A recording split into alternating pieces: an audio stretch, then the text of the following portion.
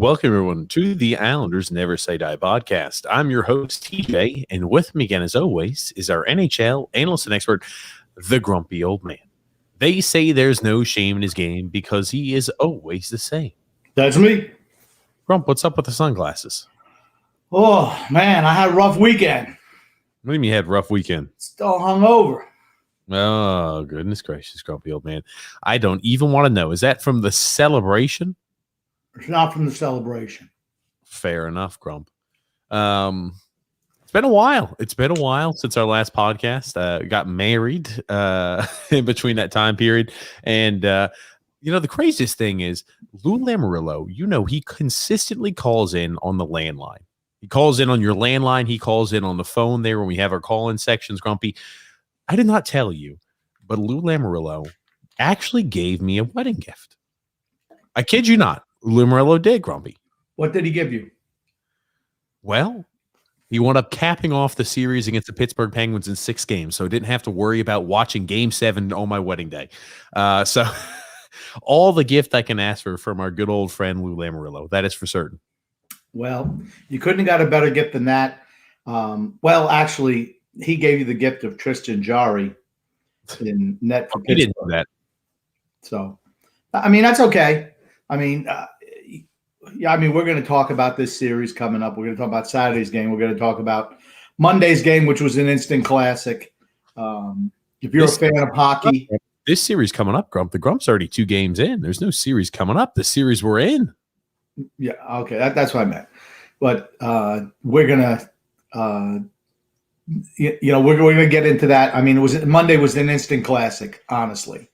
If you're a fan of hockey and you watched that game and didn't enjoy it, well, there's something wrong with you, because that was a great game, back and forth. And thank goodness we won. We had to win that game.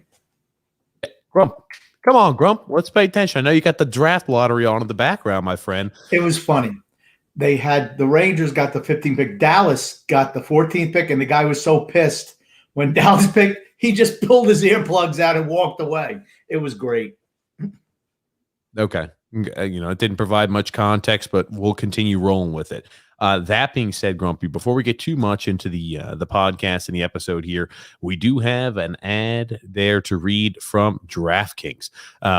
It's the second round is in full swing, and as the action increases from game to game, there is where you get to see where the contenders are separated from the pretenders.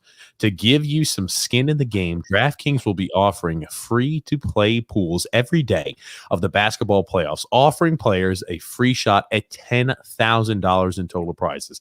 That's up to $10,000 in total prizes up for grabs every day. The best part is that it's free to play.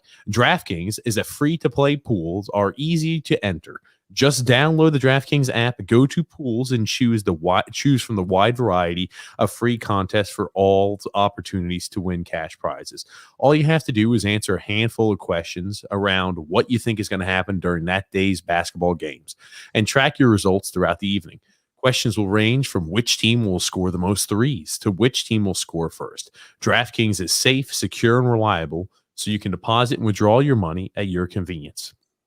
Download the top-rated DraftKings app now and use the promo code THPN when you sign up to get a free shot at $10,000 in total prizes every day of the NBA playoffs.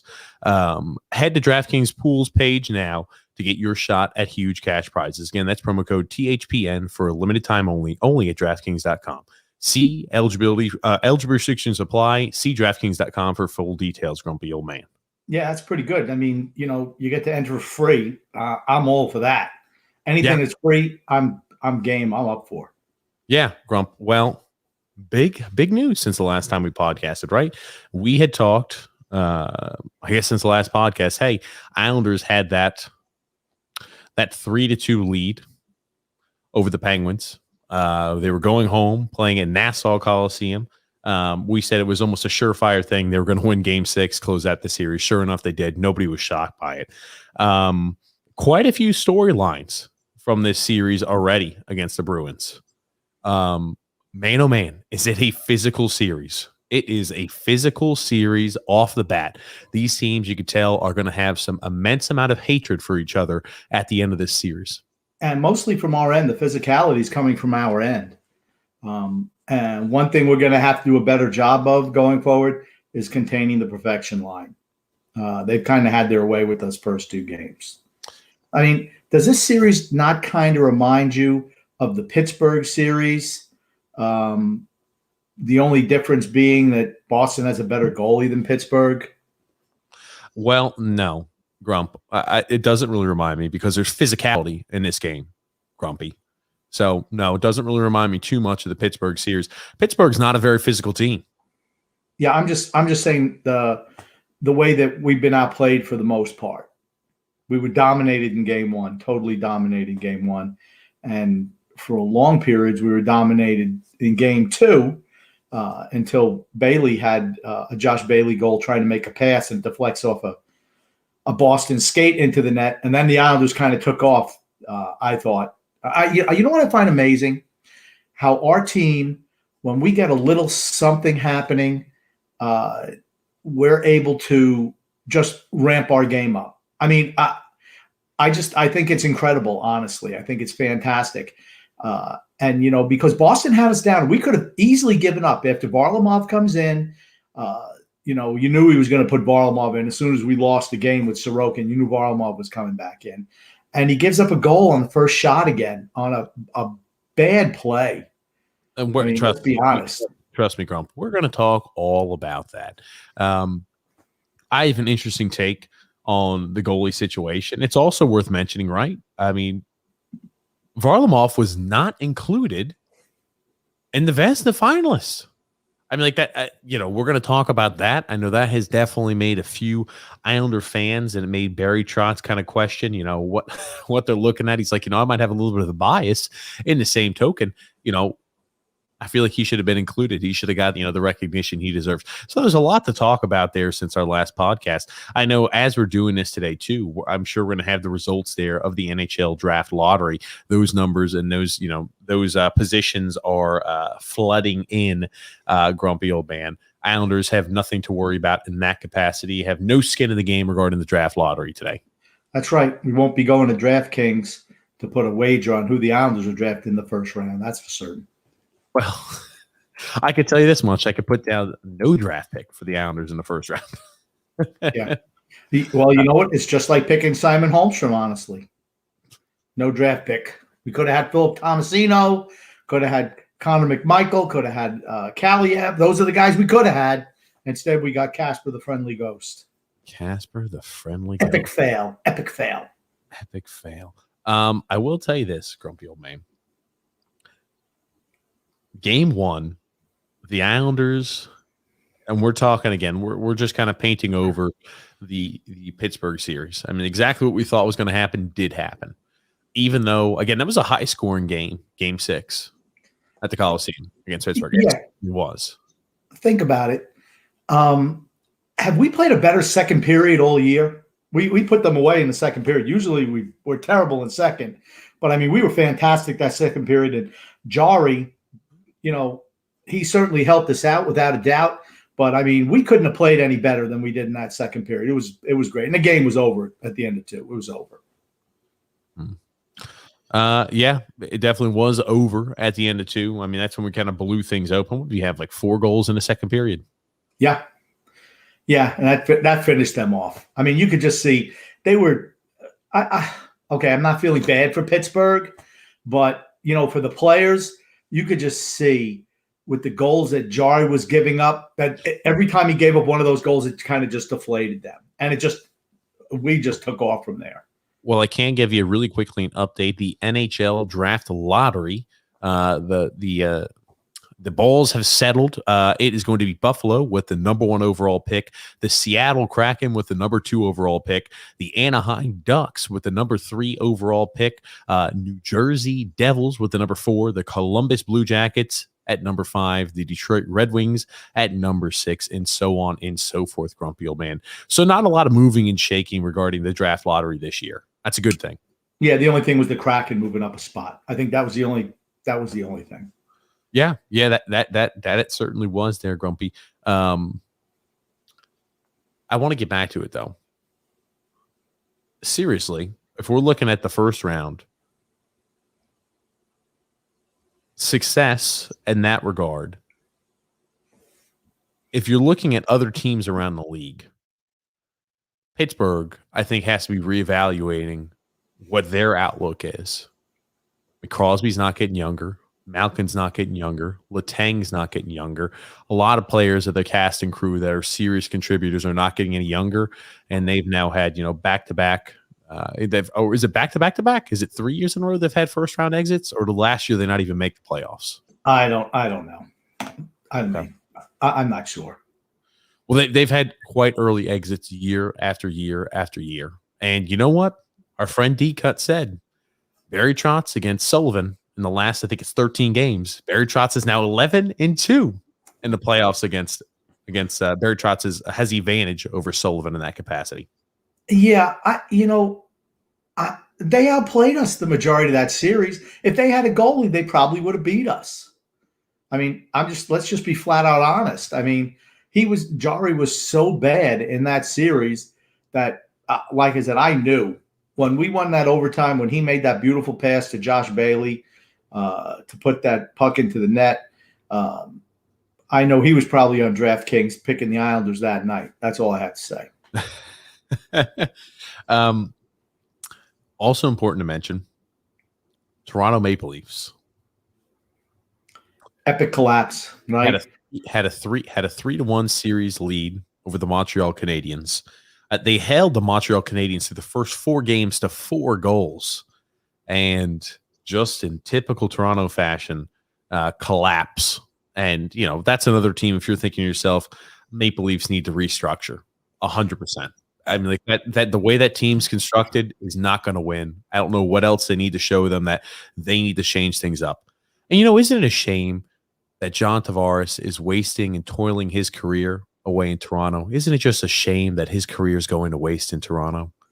Well, actually, he's just laying in his bed right now. I mean, it's not like he's playing. Well, it's a shame since he's joined. His career is just toiling away. His career. Remember, that's what they used to say about him playing on the island for a long time for the Islanders. Again, it's just funny how narratives can change. I'm just saying, man, oh man, Toronto has to do something different. They need the same thing they've needed. I mean, think about it. Okay, what went wrong this last series for Toronto? Austin Matthews and Mitch Marner, the 2 big scorers, had 1 goal between them in the whole series. Matthews had 41 during the season. I'm not sure how Marner had 20-something. I mean, those guys, they've scored consistently all year. They didn't in this series, and that's the difference, honestly. And, again, look in net. You have to look in net. I mean, it's so important. Besides quarterback in football, goaltender in the NHL is probably the most important position when it comes to playoffs.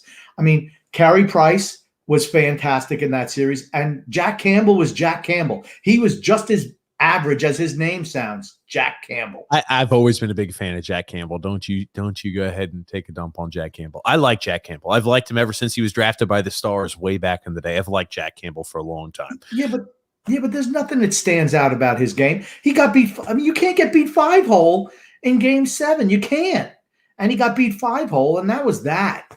I mean, I'm sorry. If they had a goaltender, and maybe they have so much offensive talent on that team, they can move an offensive piece to get a solid defenseman. And goaltenders are a dime a dozen, especially during an expansion draft year. You can make a deal with the Kraken so that they can pick a goaltender that you want off some other team and slip them in there. There's a multitude of things you can do.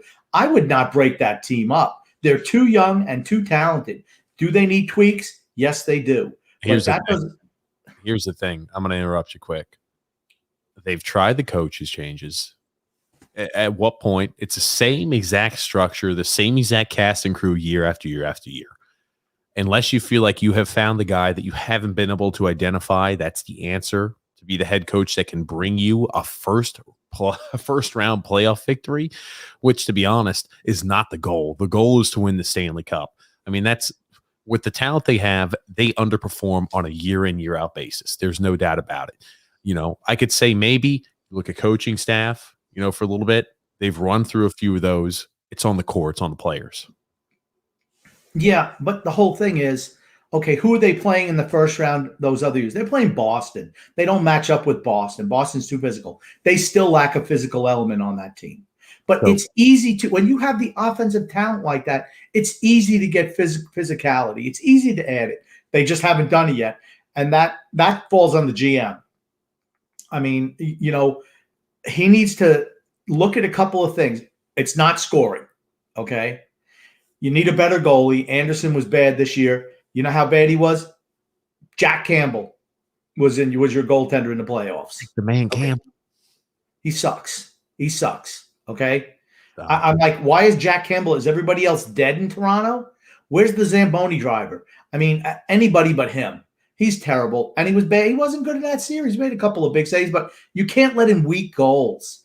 I mean, your goalie has to come up really, really stout in the big moments, and Campbell didn't. I wasn't expecting him to. Carey Price did. That's why they moved on. I mean, it's just that plain and simple. They need more physicality in the back end, somebody who actually plays defense, a little bit more physicality, and a better goalie. And those are easily obtainable. Now, is Dubois going to do that? I have no idea. But that's what they need to get to the next level. I was shocked they lost to Montreal. I thought they were going to steamroll right through Montreal, and it looked like they were going to do that. And then that they remembered that they hadn't been to a next round of a playoff since 2004, and enough said. You can't lose 3 games in a row, including 2 at home. Can't do it. No. And it's funny, right? Everybody in Toronto, the media, I always get a kick out of it. I kind of get a good laugh out of it because they implode. That's a fan base who is – they're their own can of worms. Kind of shifting gears here a little bit. The Buffalo Sabres won the draft lottery tonight. You want to know what's crazy? Now, this is the 5th year in a row that a team that is belonging to the Metro/East Division has won the draft lottery and has the number 1 overall selection of the draft. The 5th year in a row. You date it back to 2017. Nico Hischier there for the Devils. 2018 for the Sabres. Rasmus Dahlin. 2019 for the Devils. Jack Hughes. 2020 for the Rangers. Lafreniere. And then 2021 this year is going to also be the Sabres. Yeah. Oh, well. This is not a Buffalo podcast. It's not a Toronto podcast. I'm saying our division is getting a load of these first overall selections, top 5 picks. You know what I mean? I'm talking about more towards the future when those players start kicking in. That's not something that's going to make us, I assume, very happy, Grumpy. That's all I'm saying. Considering we don't pick in the first round ever because we keep on trading our first round picks away for 30-year-olds and the ilk, does the draft even matter? Lamoriello doesn't seem to think so. Not what I was trying to hint at, Grump, but all I'm saying is, hey, it's very odd to have a team in your division win the draft lottery 5 years in a row. Yeah. That's all I'm saying. It's odd. I'm not sure if that's been done before in NHL history. Yeah, like Edmonton winning the first round pick 3 out of 5 years. That doesn't usually happen either. Yeah. Yep. It's just for a second. Again, Edmonton is its whole other can of worms, Grump. That is for certain. They're another team with an early first round exit. They have the same issues as Toronto. Same issues. Not enough defending, not the right goalie, as you would say. Moving on to what it has looked like here against the Boston Bruins. Man-o-man has it been a physical series, and man-o-man has the officiating been questionable at best. I'm not sure how many more cross-checks, dirty hits we're going to see. Just the refs and the officials are left with their whistles in their pockets. You know what's bad? When in post, they'll fine a player. I think it was DeBrusque for cross-checking Scott Mayfield and cross-checking him in the back and the head there in the neck area. Nothing is called on ice. But he gets a $5,000 fine in post. I'm just thinking they missed on both sides. They're missing a lot of calls. I mean, it's playoff hockey, ladies and gentlemen. Well, that's exactly it. It's typical playoff refereeing. They let everything go, and on both sides. So really, you can't really complain. I find it's not worth complaining because both teams do it. We've been guilty of just as many infractions as Boston that haven't been called. So I don't have a problem with the refereeing, honestly. I don't. I'm going to tell you what, though. The thing with the Islanders in Boston, they're really the same type team. They never quit. And think about, the Islanders could have rolled over and died after that third period Monday night when Boston came back. And it also, okay, that game was broken down into segments, right? The game was broken down into segments. Boston came out and right away carried the action the whole first period. Second period, they carried the action until just before the Josh Bailey overtime power play goal, where he banks it in off of Lozon, who was a dumpster fire for Boston, an absolute dumpster fire on defense. And, deflects in. I didn't think we were ever going to beat Rask. Then we get another ugly goal where Lozon's not covering the front of the net. Palmieri drives it in. And then we finally get a pretty goal in the power play, courtesy of Barzal and Beauvillier. And then we totally carry the action the whole rest of the second period into the third period until Boston scores that goal. Or just a couple minutes before. And then right at the end, I knew that we were in trouble. I really did. And I thought we were going to lose in overtime. I really did. To provide some context, because you kind of jumped around all over the place, you're talking about when the Islanders are up 3-1 there, less than 10 minutes left, and game 2 of, the series against the Boston Bruins, they collapse. The Islanders, a team that's built on structure, built on veteran leadership, a team that's built on, hey, we're going to shut you down. We're going to go ahead and make you score. If you score 2 or 3 goals, the likelihood of you winning is pretty high. We collapsed and give up 2 goals there in the last 10 minutes of the game, and Boston carried action for the last 10 minutes. We were holding on for our dear lives before regulation ended. But then what happens in overtime? We totally dominate in overtime. Totally. We came out on fire in overtime. That's the never say die aspect of this team that you just have to love, honestly. If you cannot get behind this team as an Islander fan, I can't help you, honestly. There's no quit. Absolutely no quit in this team. Maybe PJ thinks there is quit in the team. I don't know. No. I definitely do agree with that. I want to go back because, again, we try to be as fair and as honest as humanly possible on this podcast. You had taken the standpoint, and again, I'm going to ask you if it's changed. Your opinion has changed on it. You said the Islanders are not Stanley Cup competitors. Looking at the way things are currently, do you believe now more that they're Stanley Cup competitors than they were when you made that comment weeks ago? No. You still don't think they're Stanley Cup competitors? Yeah, I don't. I still don't think we're going to beat Boston in the long run. The reason being, we play very, very similar styles, but they have a goalie. That's why I was mentioning this series kind of reminds me a lot of the Pittsburgh. Stop you because the way you intimated it is like we don't have a goalie. No. Our goaltending. I just want you to clarify because you're doing that thing where you're jumping all over the place again. Oh my God. Okay, here's the thing. I want somebody to take a snippet of you, man, because I know what you're talking. In the first series, our goaltending was so superior. That's what carried us through. If we had Christian Jarry and they had Sorokin or Varlamov, we would have got swept. That's what would have happened because Pittsburgh outplayed us the majority of that series, period. I'm sorry. Anyone who doesn't believe in that wasn't watching the games. My concern is Boston plays a lot like I do, we do. I'm sorry, Freudian slip. A lot like the Islanders do, except they have more talent and their goaltender is really good too. We don't have the huge edge in goaltending that we did in the first series. And I think that's eventually what's going to beat us. I don't think that, but here's the thing. I don't think Boston even considers us a threat. If you listen to what they're saying after the game, they're like, well, we had a couple of bounces when it didn't go our way. Those things happen. It's like they don't even seem concerned about us, the players and the coach. That's a recipe for disaster for them.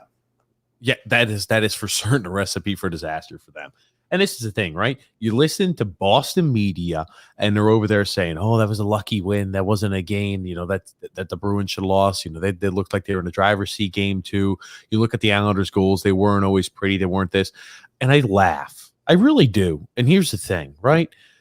when it comes down to it, the brass tacks is whether you win or lose at this point. Doesn't matter how pretty it is. There's no real reason to kind of pontificate. Oh, if Lozon didn't go ahead and throw the puck blindly, hits off of a forward skate, and Cizikas doesn't have that breakaway going the other way to score, oh, we're looking at a different game. If this doesn't happen, if that doesn't happen, here's the thing. To be a successful team in the Stanley Cup playoffs, you have to get some of those breaks. You have to get lucky. You have to be able to execute on some of those silly mistakes that usually a team wouldn't make on a game-in, game-out basis. And you have to be able to steal a game like that. You steal a game like that on the road. Now, right, the Islanders have everything pointing in their favor. I seriously do believe that here for this series. And we'll talk about the goaltending and what my opinion is on the Varlamov-Sorokin issue and situation. I don't want to jump prematurely, get into that. But I really feel like this series is in our favor. It's a physical series. It plays in our hand. And man, oh man, it is going to be a tough series. Every Islander fan is going to hate everybody on Boston. Any Boston Bruins fan, any Boston Bruins shirt you see out there in the streets, you're going to want to punch them in the face. Well, I hate Boston next to Philadelphia. Boston's my least favorite team in the NHL. I just feel that Boston has more talent than we do. I feel that the goaltending is pretty much even. I think Rask has had a back injury all year. I think he showed a little bit of that in the last game. The thing is, Swayman is a really good backup. Honestly, I'm more afraid of Swayman coming in than Rask playing. I want to interrupt. I would usually be tentative of that as well. I will say this much, though. Jeremy Swayman played well at Maine. Played well, put up really good numbers his last year in their Maine as a junior. Played 10 games, I believe, and maybe 10 or 9 games there for Providence, and 9 or 10 games for the Bruins. He's got 19 games of professional experience underneath his belt. You wonder if the moment might be a little too big. Could you imagine throwing Sway? Imagine throwing Sway. Okay. You talk about Johnny Rara. You talk about college hockey. They don't get rough and rowdy down there at the University of Maine and in college hockey like they do in the Coliseum. They don't get rough and rowdy in the regular season with no fans in the stands. They don't get rough and rowdy with no fans in the stand at Providence. I'm telling you, throwing Jeremy Swayman to the Wolves to the Coliseum, that completely different atmosphere is going to be one or two different things. He's going to shrivel and shrink up because he's not used to it, or he's going to thrive and survive. I think he's going to, like I said, I mentioned earlier about a month or so ago how Swayman and Sorokin both remind me of when Ken Dryden came in to play for Montreal. Same thing. He played at Cornell, I believe it was, and got thrust into the starting goaltender job in the same elements that these guys are coming into, and he led them to a Stanley Cup. You can tell because he's playing, it's like they're playing with house money. That kid's playing with house money. He doesn't have to worry. He's not the starter. I mean, there's no pressure on him. And I'm not even saying he's going to come in. I said, if something happens to Trask. Well, he played, just to let you know, Grumpy Old Man, because I don't have social media, he was in their lineups here today. He was the goalie that took action. I don't think Rask took action there as the projected lineups were today. So that's, again, things could change tomorrow. But as of right now, it looks like Swayman will be in net Thursday against the Islanders. Like I said, I feel the same way about Swayman coming in for Rask as I do for Sorokin coming in for Varlamov. I don't think you really lose anything. Both teams have extremely good goaltending. They really do. And that's the whole thing. It's not like we're playing Pittsburgh. The goaltending is pretty much even. I think our advantage is our defense. Our defense core is way better overall than Boston's. With the exception of Charlie McAvoy, who's really good, I think all of our guys are better than their guys. Way better. And it's funny you mention that, right? I think as a whole, our defense is definitely better than the Boston Bruins. It's funny. You look at game one, and again, we talked about it. Islanders were throttled. Not a good game. Honestly, I know we wound up losing 5-3. That game, the score was nowhere near as indicative as to how dominant the Bruins were to us. I mean, the perfection line. Is it a perfection line or the excellence line? I don't remember. The first line, the excellence line, right? Perfection line. The perfection line. They had 19 shots on net in game one. Think about that. And how many times did we see in game one, whether it was Mayfield Pulak or a number of other defenders. They just let Pasternak skate in, just unload a shot to where they're almost trying to play goal. I mean, we saw that, right? Scott Mayfield's got his back turned. He's facing Sorokin. He turns around and he's starting to play goalie with Sorokin, which Mayfield has a tendency of doing. He had an episode of that in game one. Pulak just completely loses his man, has an episode of the same exact thing in game one, and you're getting free open shots almost from the dot. Take it or leave it. That's a pretty good chance and opportunity for the Bruins. And, the defense didn't have a great game one, that's for certain. You're seeing Boston also doing anything they can to try to deliver hits to our defensemen as well, trying to force their ill-advised passes and poor exits out of the zone. We're seeing that quite often already this series. And have you seen how they've played Matt Barzal? And it bit him because people are actually driving the net. 2-3 guys going after Matt Barzal. And I thought Barzal was fantastic Monday night. How many opportunities could he set up Martin, set up Eberle, and they're missing the net, hitting the guy in the crest. I mean, just things like that. But why? Because Boston says we're not going to let Matt Barzal beat us. And even though he's got the anvil number 47 playing on one wing, even with one guy on the wing, I thought he was fantastic on Monday night. I thought that line was their best line, honestly. We're going to have to find a way to stop the perfection line because they were really good. And here's another underrated thing that a lot of people aren't talking about.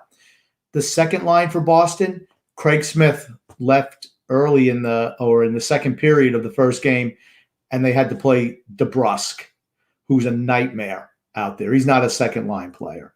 And Smith is supposed to come back. That makes them infinitely better. Remember that line of Krejci, Hall, and Smith is really, really good. And that hurts us going forward if he's healthy.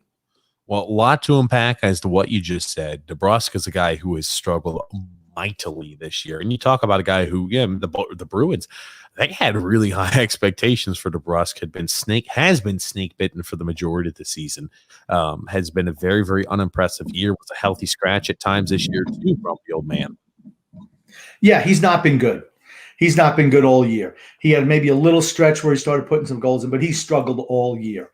It might be time for a change of scenery for him, honestly. But he's not the answer this year for them. I'm just going to tell you that much. Yeah, I know you went on a little bit there too, Grump. I wanted to go back to a point you made a little bit earlier, though. Are you talking about Craig Smith? Well, no, before even Craig Smith, because I know you were jumping on it for a little bit. That being said, grumpy old man, need to reel my thought again. What I was talking about, how do we stop the perfection line? Seriously, how do we? You talk also about, and we'll touch on it here in a second. I wanted to get back to the point. You talk about Matt Barzal setting up opportunities for his wingers, them not being able to cash in. You look at it, I think it was in overtime. I mean, it doesn't really hurt us that much because we won the game. Eberle had wide open shot and opportunity right in between the dots. I'm talking, goalie wasn't set. He gets the puck on his hand. He wrists it wide by about 4 or 5 feet. And you just look at all these opportunities that the Islanders, the wingers there on Matt Barzal's line, have been completely squandering. Jordan Eberle, Leo Komarov, doesn't matter. Everything is magnified when you lost Oliver Wahlstrom, a guy who had produced a lot of goals per 60 minutes played in his time. Now, we could be getting him back, though. Yes. I mean, I know he's day-to-day. I don't know if he'll be ready for tomorrow night or not. But, he automatically helps us without a doubt. And like I said, I would put him on the first line with the time and space that Barzal is creating, with them just chasing him around. That's going to open up somebody who can actually score. I mean, it did for Eberle. He had this beautiful pass to Martin, too. And Martin, well, here's the thing. What do you expect from the $6 million man at this stage? He hit Rask right in the crest. I mean, it is what it is. But if you have a guy who's an actual sniper like Wahlstrom, maybe that frees up him for some I got to stop you before you jump too far away. Matt Martin has had a good series. He's done exactly what I wanted him to do. He's thrown the body a lot, and he's imposed his will. That's what I expect from the $6 million man, grumpy old man. Boy, $6 million don't buy what it used to. That's all I'm going to say. Okay. I'm saying, what does Matt Martin do? I mean, he's a guy who's, a high energy type of guy. He's looked, again, energetic this series. He's thrown a lot of hits. And here's the thing, right? People talk, Leo Komarov has the most hits for the Islanders. A lot of those hits are like he brushes up against somebody on the boards. Matt Martin's throwing legitimate hits. He's throwing the type of hits that wear a guy down throughout a series. So that's what I'm excited to see. What I'm looking for from the $6 million man is exactly that. I want him to throw huge and physical hits where it's wearing down defenders, wearing down forwards. When you go in the corner, you don't feel as happy. You don't feel as like, hey, I've got as much time as possible in the world. You are looking over your shoulder, tentative when Matt Martin's going to be able to lay the absolute hit to you. Yeah, I'm going to, if you can believe this, I'm going to stick up for a lollipop right now. He's delivered the same type of game as Matt Martin, same type of game. The only problem is he plays on the first line. That's the main thing. If he was a fourth line player, you wouldn't hear me ripping him. Well, I probably would, but not as much as I do now because he's more noticeable when he's, 20 foot behind or he's playing 3-man defense back there when, we're trying to rush the puck up. But if he was playing the fourth line, he'd be fine. It's the fact that he's on the first line is why he gets a lot of grief. So I want to give him kudos. I think he's been really good defensively, particularly in the Pittsburgh series and in the last game. The first game, I'm just writing it off. It was a bad game for everybody, and we're just moving on. And I mean, the fact I am so impressed with how we battled back because Varlamov gives up that incredibly soft first goal again on the first shot. And somehow we're able to battle through that first period and then regroup in the second. And then after getting dominated in the third, come out and really pick our game up in overtime. It says something about the guys in the room. It really does. Well, you talk about the Varley soft goal. Number one, it's not the first time either he's given up a very, very questionable goal on the first shot of the game here so far in the playoffs. That being said, it was a soft goal. Holy shit, Nicoletti, I'm sorry. That was one of the laziest performances and the most Nicoletti-esque type performance we have ever seen. He gets walked around, isn't strong, doesn't go ahead and push off Coburn. I think it was Coburn, right? No. I can't remember who it is. I'm sorry. I'm watching so many hockey games. I can't remember who it was who was skating towards the net. Again, puts it right there on the forehand. Yikes. I mean, Varlamov gets cemented into his crease. He tries that poke check, misses the poke check. And you're just kind of thinking to yourself, man, oh man, what an awful start to the game. You really, if you're an Islander fan, you're like, holy crap, we just got dominated game one. Absolutely thoroughly dominated. And here we go. We start off with Nicoletti looking lazy as all get out. And Varlamov, who's just been replaced, Sorokin, which we're going to touch on here in a second. And he lets in a weak goal right off the bat, where that's one that Sorokin has such good lateral movement he saves. I really believe that Sorokin saves that shot. Without a doubt. And he, like I believe it was Charlie Coyle who scored that goal. That's it. And he made Charlie Coyle look like freaking Gretzky and Mario all in one. He was so bad on that play, Letty.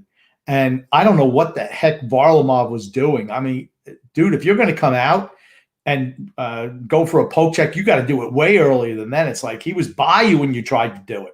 It was bad. I'm sorry. And you're right. I believe Sorokin would have saved that shot without doubt. Well, here it is too, right? Look at that. Nicoletti.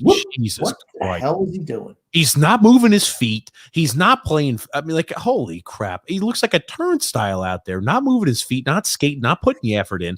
I mean, Varlamov cemented into the crease, makes that bad poke check, and you're like, no movement at all besides just, hey, I'm going to spread my legs. Yikes, bad first goal. You're worried if you're the Islanders. You're right. It's like everything changed. And here's the thing. Mr. Josh Bailey scored another goal. It wasn't a beautiful goal, but here's the thing, right? We've talked about this all along, and this is what I wish the Islanders have taken or take more to their game. Throw the puck towards the damn net. Okay. It wasn't a puck thrown towards the net. It was more of a pass, but when you throw the puck in the general direction, crazy things happen. Yeah, he was not trying to put the puck on net. He was trying to make a pass across ice, and Lozon said, you know what? I haven't scored in a while. Let's see if I can kick one against my goalie. And he did. He was terrible. I mean, then you think about the overtime goal. That was a direct. I don't understand. These guys figured, let's pay. And let me tell you something. I've been watching. It was so close all game. The Islanders have been playing high up on that press when they're in the offensive zone.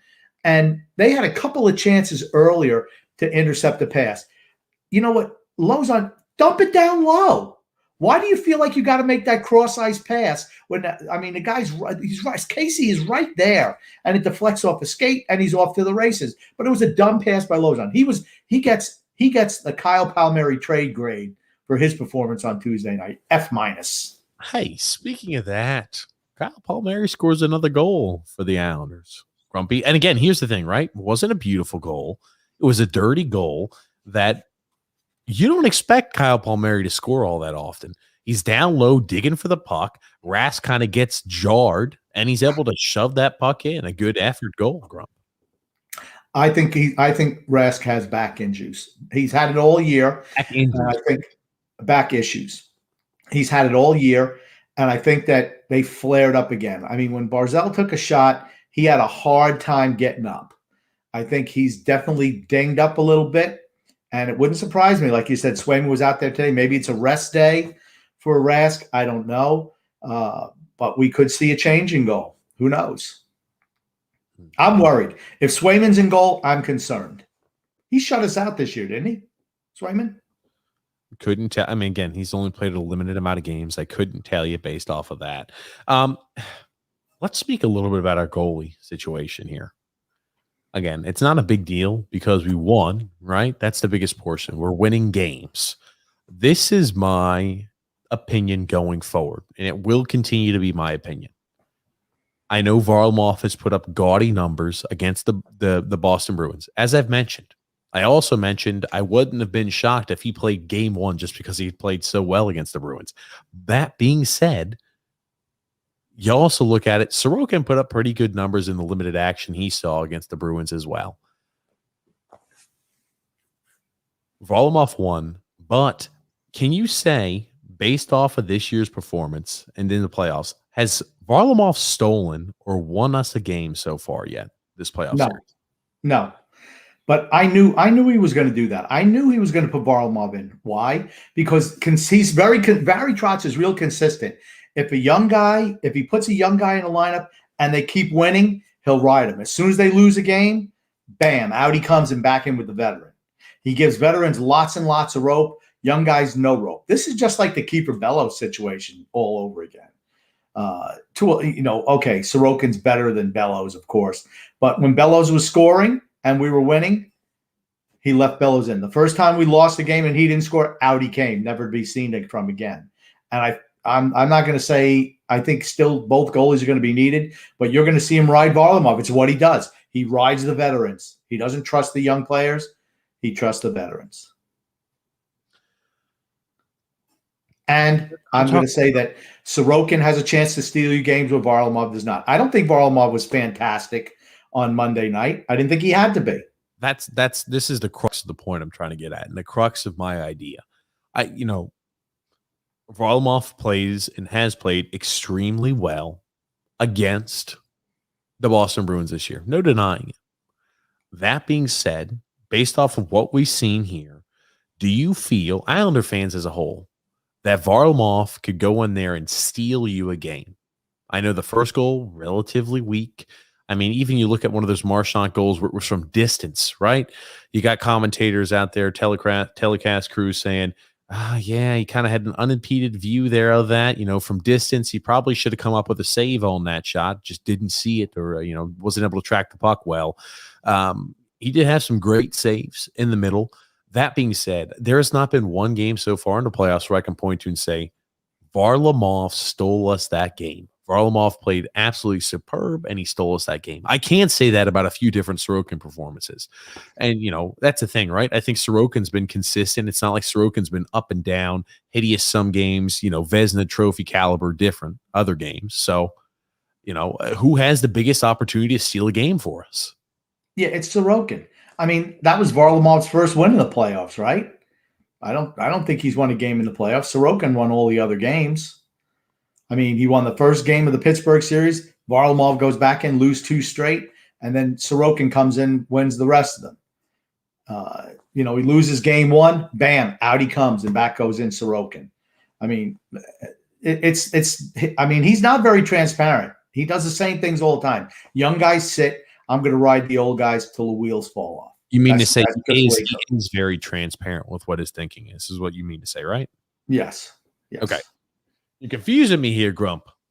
I'm sorry. I'm still recovering from the weekend. I tell you what, I'm physically and mentally exhausted. Going back to work this week was very, very difficult for me. Goodness gracious. Goodness gracious, grumpy old man. I was so excited. Everyone I wanted to do podcasts after we won on Wednesday night. I want to do another podcast on Saturday after the loss. And I certainly want to do a podcast on Monday after that overtime win, but not TJ. No. I couldn't. I didn't have the capabilities to do that. So I was like, at least he gave us a break there. Yeah, as we said, you would be shocked. You'd be shocked how many people were like, did you guys stop podcasting? I mean, like people who are relatively new. I mean, every time you get around the playoffs, people are going to be asking more specifically that aren't familiar there with the style, with, the setup, how often we do it. Did you guys stop podcasting? Where'd you guys go? A whole bunch of comments like that. I'm like, no, we haven't gone anywhere. We'll be back. So people are asking Grumpy to do his own. I was like, I'm not sure he's technically advanced enough to go ahead and do one of those by his own. That's right. If I had any ability to do the things that TJ has done, I would have definitely podcasted. I don't need TJ, honestly. He's my comic foil over there.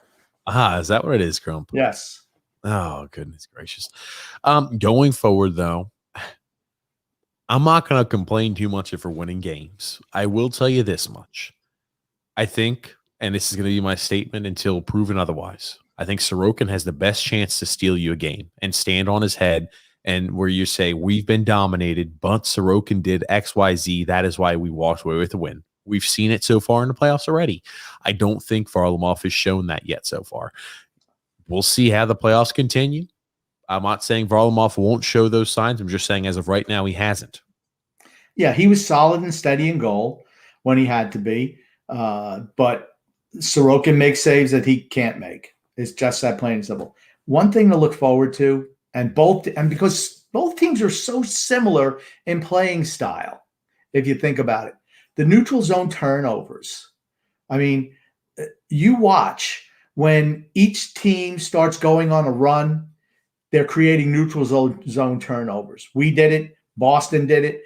And it's just funny how both teams play the same style. That's why I don't think we match up with Boston. I've said that all year, even when we were beating them the first 5 games. To me, they play the same game that we do, but they have more talent. And unfortunately, I feel that's what's going to beat us in the end. I hope I'm wrong because I want to get to the next round. And if we get to the next round, we're going to be playing Tampa again, just like last year. You can't just preemptively say we're going to be playing Tampa. Here's the thing, right? The one crappy thing about Toronto losing, and this is, again, very crappy, it cements us in that we're going to be playing either Tampa or Carolina. Not fun there in that capacity. That is for certain, Grumpy. Do you remember who I said at the beginning of the year, the 2 teams in the Stanley Cup Finals? Do you remember? Grump, enlighten us. Remind us. Tampa and Colorado. Go all the way back to October or whenever it was, whenever we started. January, whenever it was. Tampa and Colorado. And guess who it's going to be in the finals this year?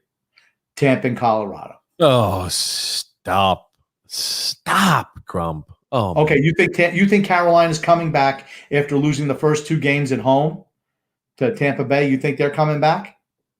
All I'm going to say is this, for you to preemptively determine that, hey, it's the NHL playoffs, that we're going to see Tampa and Colorado in the finals. Come on. I called it preseason. I'm never wrong. Why do you continue to question me? Never wrong. Why do you continue to question me when I'm right all the time? All the time I'm right. Never wrong. Yeah, okay. Oh my God. Tampa, Colorado. Unreal. I'm not predicting a winner yet. Look at one game that Colorado's. I mean, they definitely lit up Robin Leonard. That's for certain. They did. Just one game, though. That's all I'm going to say, Grumpy. And you say, hey, that we definitely know for certain Colorado's going to be in the finals. Come on. Hey, if I'm a betting man and I had to go ahead and put down money, would I say the likelihood of Tampa making the finals is high? For certain.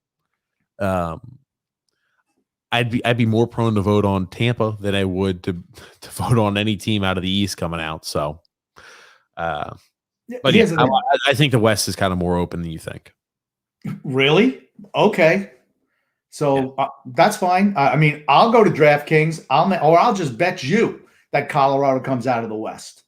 I mean, okay, after they beat Vegas, which they will beat Vegas, you think that Montreal or Winnipeg can match up with them? I'll tell you what, the only line in hockey that's better than the perfection line is that first line for Colorado with McKinnon, Rantanen, and Landeskog. They are unbelievable. You realize that McKinnon. You also thought that Toronto was going to walk away in the North Division. They're going to come out the clear victors. So I'm just saying, you never know. With playoff hockey, anything can happen. Yeah, that's true. And they should have. But then they remembered they were the Toronto Maple Leafs as opposed to the grumpy old man, and they spit the bit. Because do you think Montreal has a shot to beat Winnipeg? I don't. They're up game 1, 2-0 against Winnipeg right now. Well, I mean, if If Heidelbuck didn't stand on his head, you're looking at something completely different. But as of right now, they're up 2-0 over the Winnipeg Jets, 10 minutes in game 1. Yeah, I think this game that Montreal benefits from having played 2 nights ago. It's the first game for Winnipeg in 8 days. Those teams that come out, they tend to be a little bit rusty to start. So I'm not worried about Winnipeg in that series. Did you also see, well, let's agree to disagree there. I'm not going to say anything's a foregone conclusion. That being said, did you see that Toronto fans are burning Mitch Marner jerseys in the streets? They're burning their Mitch Marner jerseys. It's ridiculous. It's ridiculous. I take him on this team in a second. The thing is, like, I was never, even if I had a JT jersey, never would have burned it. I'd have been like, I'd rather give it away than burn a jersey. Like, somebody else can use it, even if I'm not going to. No need to go ahead and burn a perfectly good jersey like that. But yeah, burning Mitch Marner jerseys. Instead of burning the jerseys, just send them to me. I don't care. It's been established. I'll wear anything that somebody sends me. Goodness. Anything that's free, I'm taking, and I'll wear. Oh, I bet you will, Grumpy. I know you. That being said, want to start kind of heading a little bit towards the comments, unless there's anything else you had to say there about. I want to get to the comments. I want to see what the people are thinking. They're probably disappointed and probably stunned that you actually got married over the weekend. So I'm sure there's some congratulations or whatever. Yeah, I'm sure there are, and we'll get to those too, Grump. And again, maybe if at the end, if we've got time, we'll open it up for a few calls type of ordeal. A little cliffhanger to stick around. But we do have some comments we want to make sure we get to, just because it is a Wednesday podcast.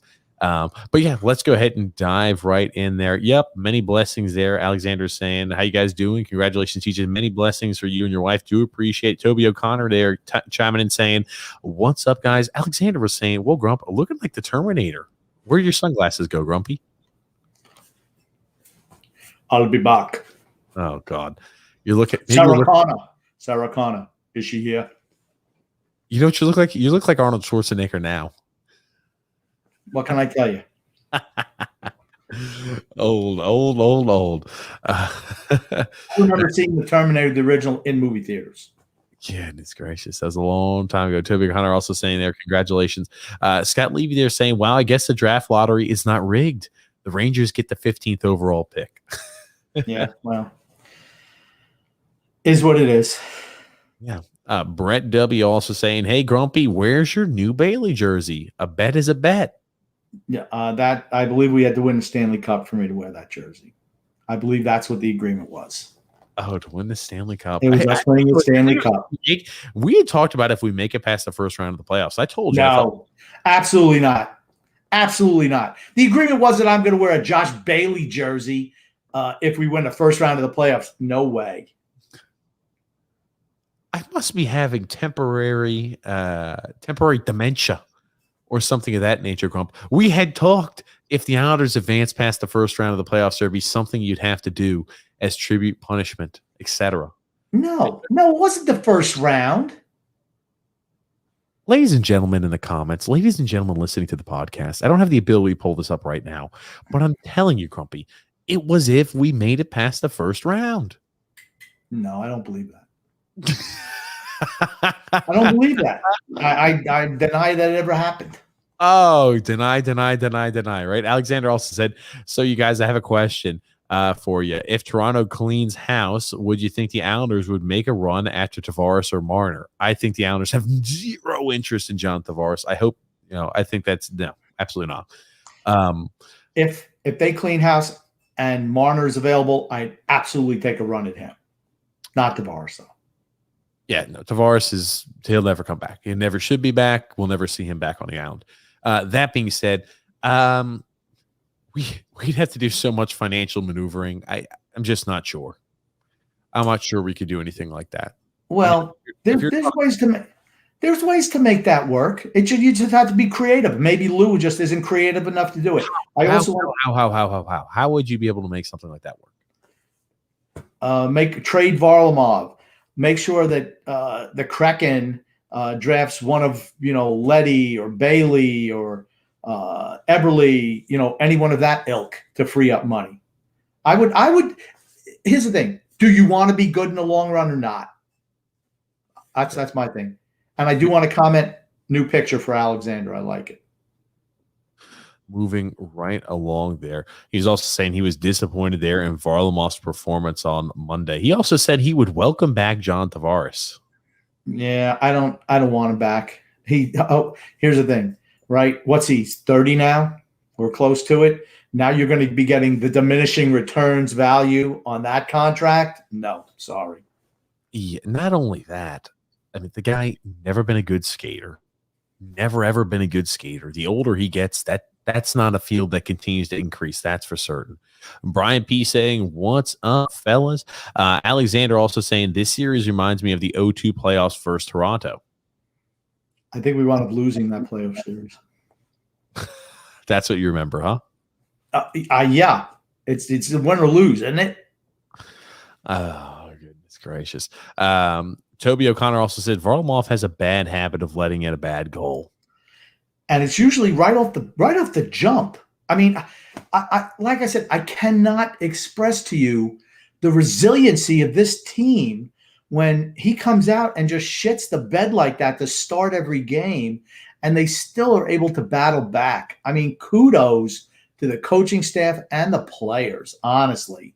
I mean, they could have given up, man, after that third period where we were fingertipping at the end of that game, just fingertipping. And to come out and prevail in that game, man, kudos to the guys. I got a high clap for them. That's what you're looking for, right, Grump? Yeah. That being said, there, I got a comment also. Oh, go ahead, Grump. Yeah, I just want to say how great was that crowd in Boston, too? I thought the crowd was fantastic, and I expect the same thing tomorrow night. I mean, not as many fans, but we're better fans than Boston fans. So I expect the same thing coming out of the Coliseum tomorrow night. I really do. Supposed to be full capacity. Well, I'll tell you what, they're going to blow the roof. If we can get a lead, we can blow the roof off that place. Grump, it is also worth saying, we have now hit, again, we'd started off this podcast. We've been doing it a long time. We started off on YouTube to provide more of a video feel to it as well. 100 subscribers, Grumpy, there on YouTube. We had a goal to hit that by the end of the season. We have hit that there, Grump, just to let you know.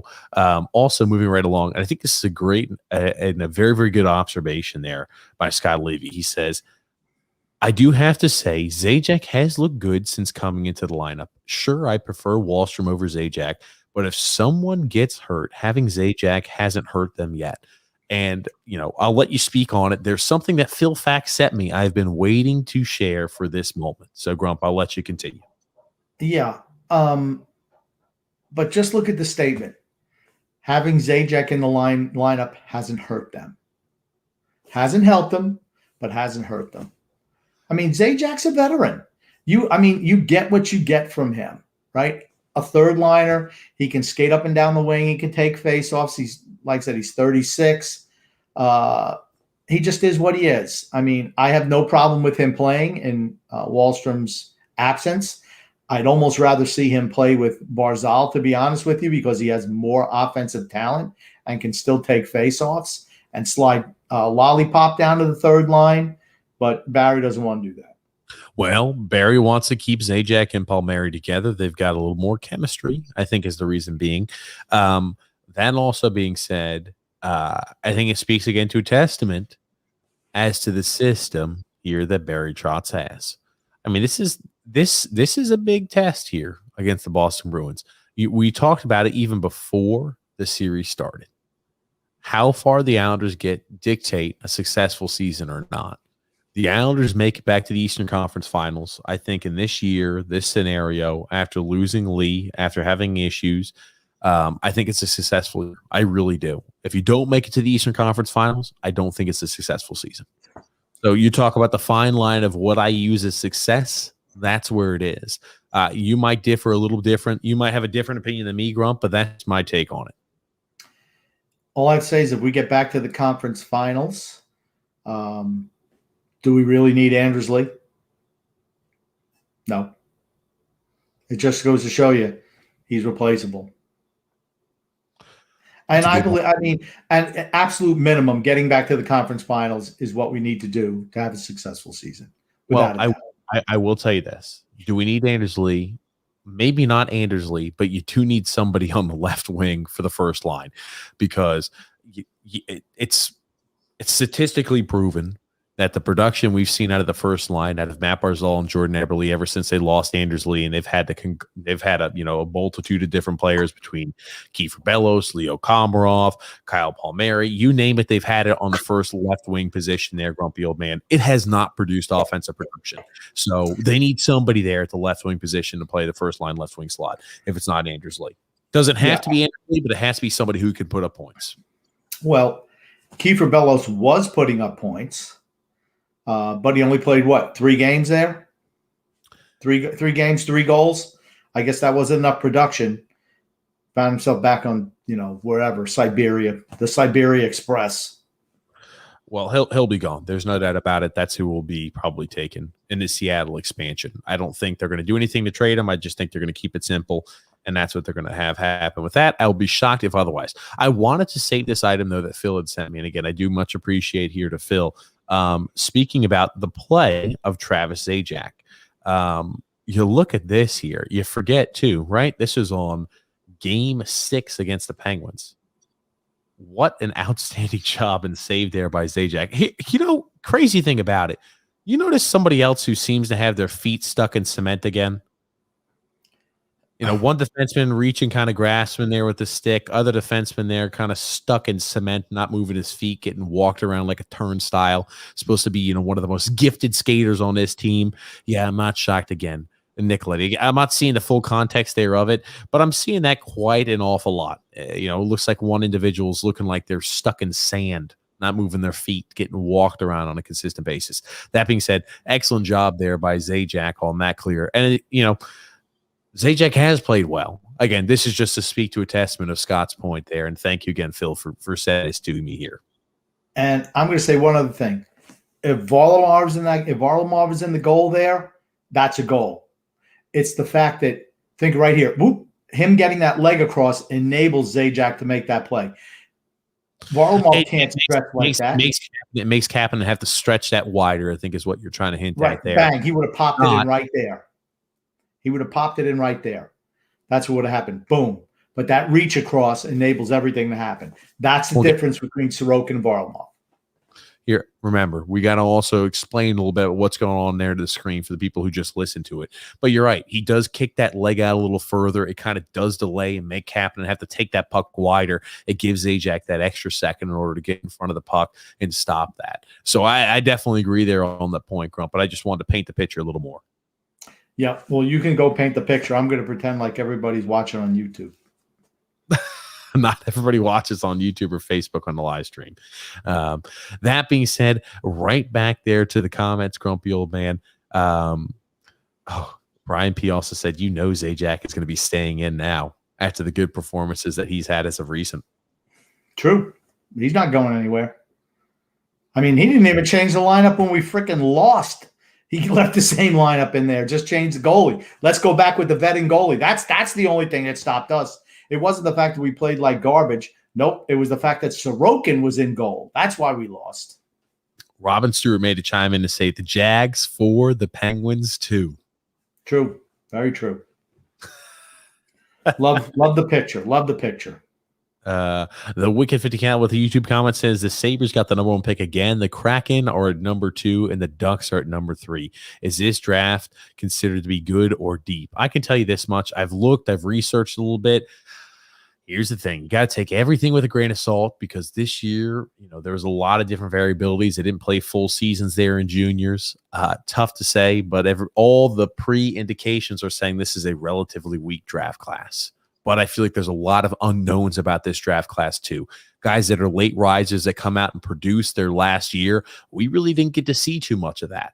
I mean, you got guys like the Connor McMichaels who come in, their draft class year and go gangbusters and, put up over a point a game average that really didn't do much the prior years. You're not going to be able to identify those guys as easily.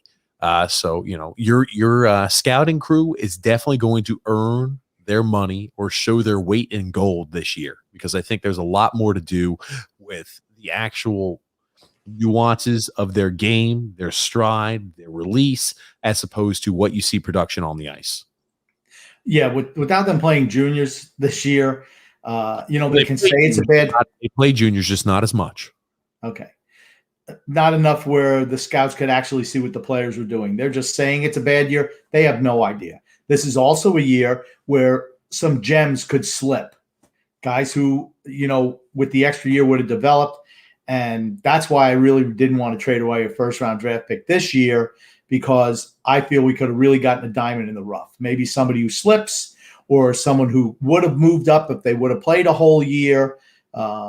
And your scouting staff has to be on the ball projecting players this year. I think it's going to be really, really difficult. I think what you're going to wind up seeing is some players going later in the draft who are going to shine, and some guys who were picked earlier who aren't, just because we don't know what we're seeing.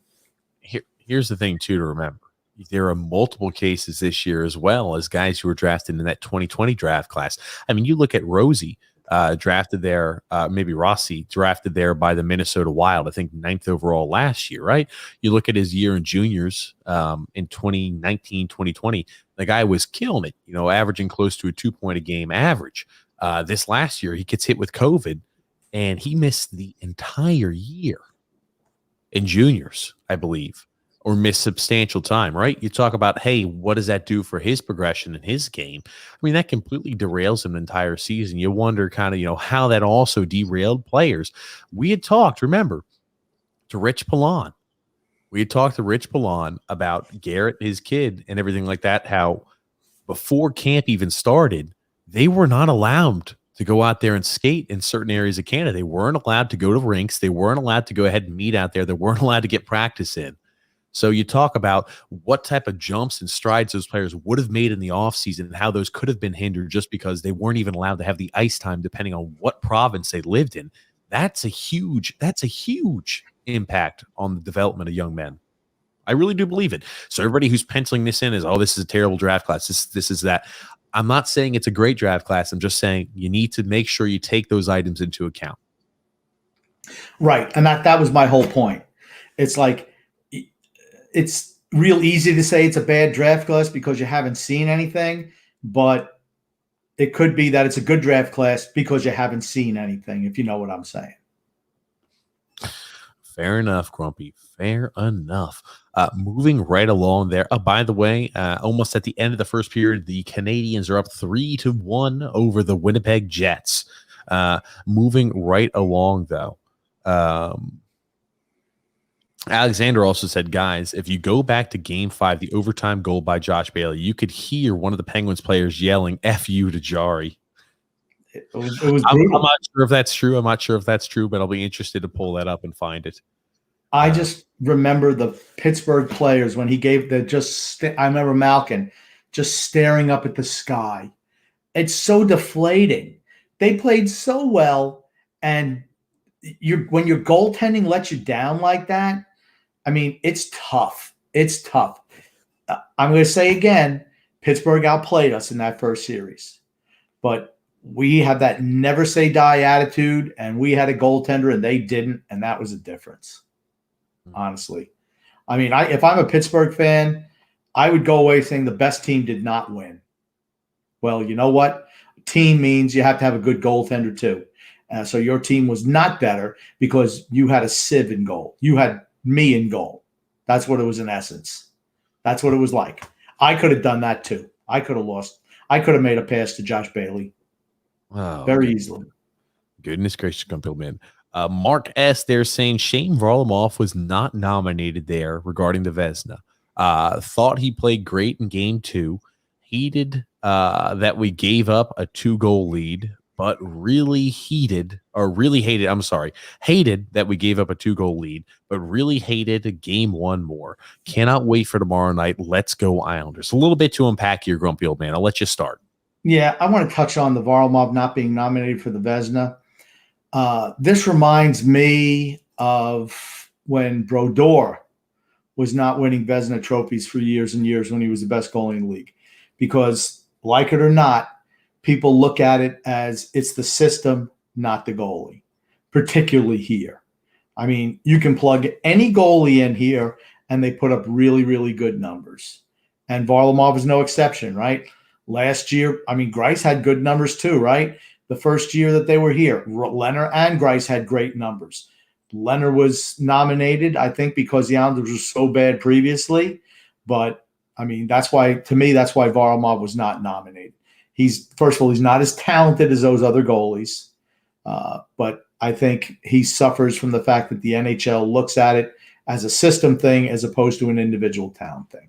Well, here's the thing, too, right? They're also looking at what you had as high danger save percentage.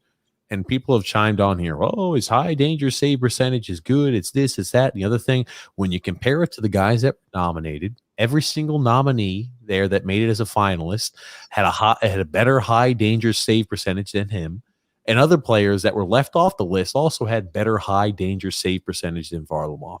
And again, Varlamov had an outstanding goals against average, outstanding save percentage. I think led the league there in that capacity. That being said, I think maybe Marc-Andre Fleury, now that I'm thinking back on it, he may have had just slightly a little worse of a high danger save percentage than Varlamov. But here's the thing, right? It's just hard to ignore, and I get it to where you look at it on the surface there, and you say he led the league in save percentage of goals against average, and he doesn't get a nod of Vezina. That's frustrating. Okay, let me ask you a question. If you had your choice of goaltenders between the 3 Vezina finalists and Varlamov, if everything being equal, would you pick Varlamov first, second, or third? The answer is no. The answer is no. The fact that you're even thinking about it tells you the answer is no. Yeah. Phil actually chimed in. He sent me their tweet here. I'm going to go ahead and pop that up there on screen. And again, I thought I couldn't remember the exact bit there on it. Yeah, but Varlamov did have slightly a little bit better of a high danger save percentage there by Marc-Andre Fleury by 0.001. That being said, right, Vasilevsky had a high danger save percentage that, it makes all these numbers pale in comparison. I think his was 880. So it looks like Vasilevsky's pretty much the shoe in there to win that. I guess if that's the metric that they're using, end all be all to determine who the award finalists are, items like that. But again, you even look at the goalie for Carolina, didn't play very much. I mean, he had a better high danger save percentage there than Varlamov too. I mean, there's a lot of goalies out there who had better high danger save percentage than Marc-Andre Fleury as well as Varlamov. And the reason I think Fleury's on that list, number one, is because he's likable. Number two, he had an outstanding first half of the season, kind of fell off to the second half. He also had an unbelievable amount of wins. So, I think it's unfortunate that Varlamov was not included on the list. I just think that they really value the high danger save percentage. I'm going to tell you, I think they look at the Islanders and say that their goalies are system goalies. That's what I feel it really comes down to. It's the system, not the individual player. And I can say that because look at everybody who they've put in that system. Every single goalie has succeeded in this system. I mean, that's just the way it is. I mean, you look at Grice as an example. The year before Trotz and Lamoriello came here, he was like one of the worst goalies in the league. All of a sudden, they get here, they put in a defensive system, and he's putting up fantastic numbers again. And then you see the same thing with Leonard, then with Varlamov, then with Sorokin. I'm telling you, executives around the league look at it as more of a system thing as an individual goalie thing. And that's where I think it hurts him for the voters. Coach Tommy B said, quick hello to you guys and congrats, TJ. Hope you are well. That is for certain. Thank you there, Coach Tommy B. Brian P. also said, yep, Pittsburgh with 3 straight first-round exits. And goaltending. At some point in time, you can say, you know what? We need a dependable goaltender. Till they get one, they're going to be just like Kadri, shampoo. Wash, rinse, repeat. Oh, God. What a films there with you. YouTube comment says, great to see you guys. What a great role by Cizikas. Rask was thinking glove side. Hell of a shot. Congratulations, CJ. That was a hell of a shot. I think we did not give Cizikas enough credit. An outstanding shot by Casey. Yes, absolutely. Really, really, I was surprised, particularly on the replay. I'm like, man, that was a nice shot. Of course, Lozon filling his pants, so to speak, on that cross-eyes pass. But Casey executing that shot, fantastic. I mean, I know the warden was a little bit upset with the noise that was coming from downstairs after that goal. Oh, I could only imagine, Grump. That being said, yeah, that's right. That was an outstanding shot. I saw a few mentioned there on social media, tweets on social media, and it kind of puts things in perspective. They said couldn't happen there to a better, more honorable, true Islander through and through than Casey Cizikas to cash in like that. And I was about to say, that's one thing when you think about it like that.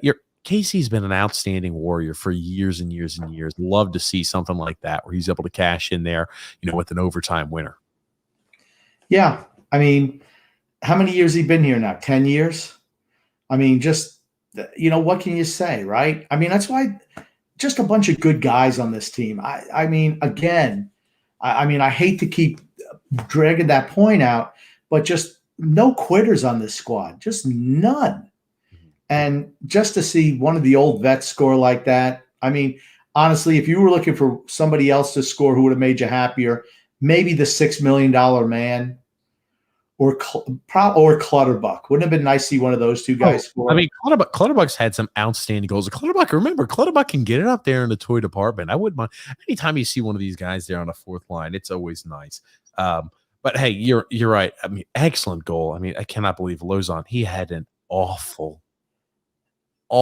game. He was horrid. And I'll tell you what, I wonder if Rask was not expecting Casey to shoot that early.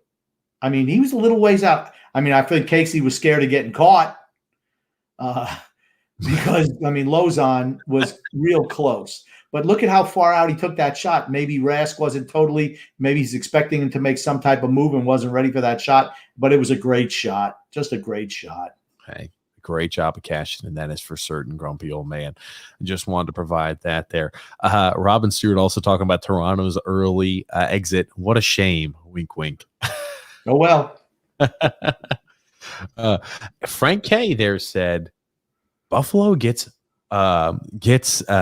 waste another draft pick. The Coliseum had Yari rattled, no doubt. He was terrible. The whole series, he was terrible. He was the great equalizer for us, honestly. The great equalizer. Greg Frost there says Tavares is cursed. Nah.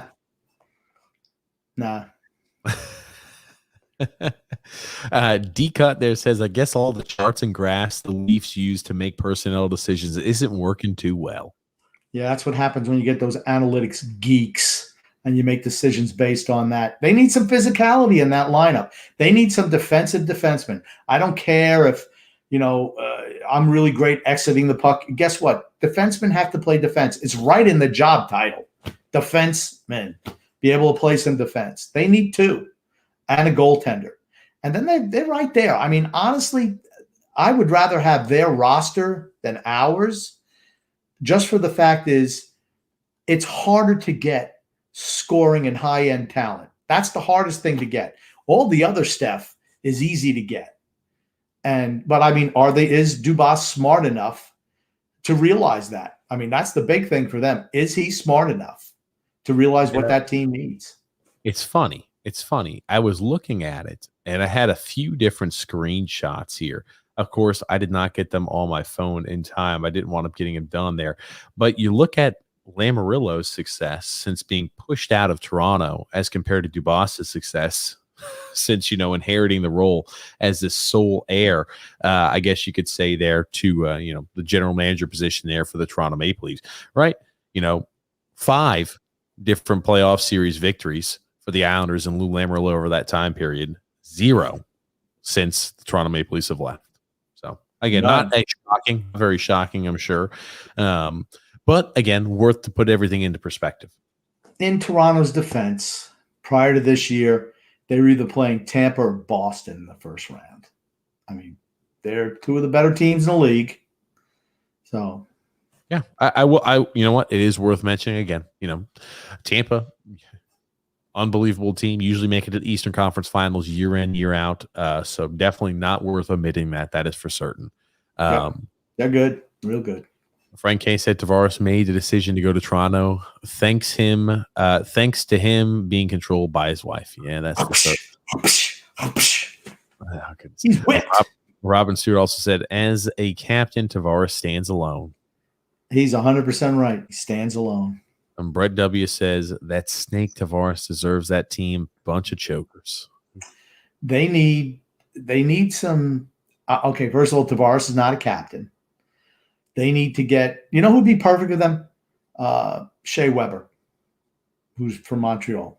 That's exactly the type of player they need on the back end. They don't have anywhere near the cap space to hold a guy like Shea Weber. I'm just saying that type of player. I'm not saying Shane. They're not getting rid of Weber. But I'm saying somebody like that, a leader type on the back end. That's what they need. Brian P. said Matthews had 34 shots against Montreal and 1 goal. Carey Price was real good, though. Carey Price had a really, really good series. And people forget how good a goalie Carey Price is, right? I mean, I don't know if he won the MVP one year. I know he was up for it.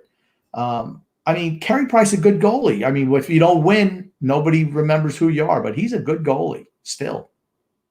But here's the thing, too. I've loved all the memes that I've seen regarding Carey Price. They're like, why do you pay a goalie? I think it was $10.5 million a year.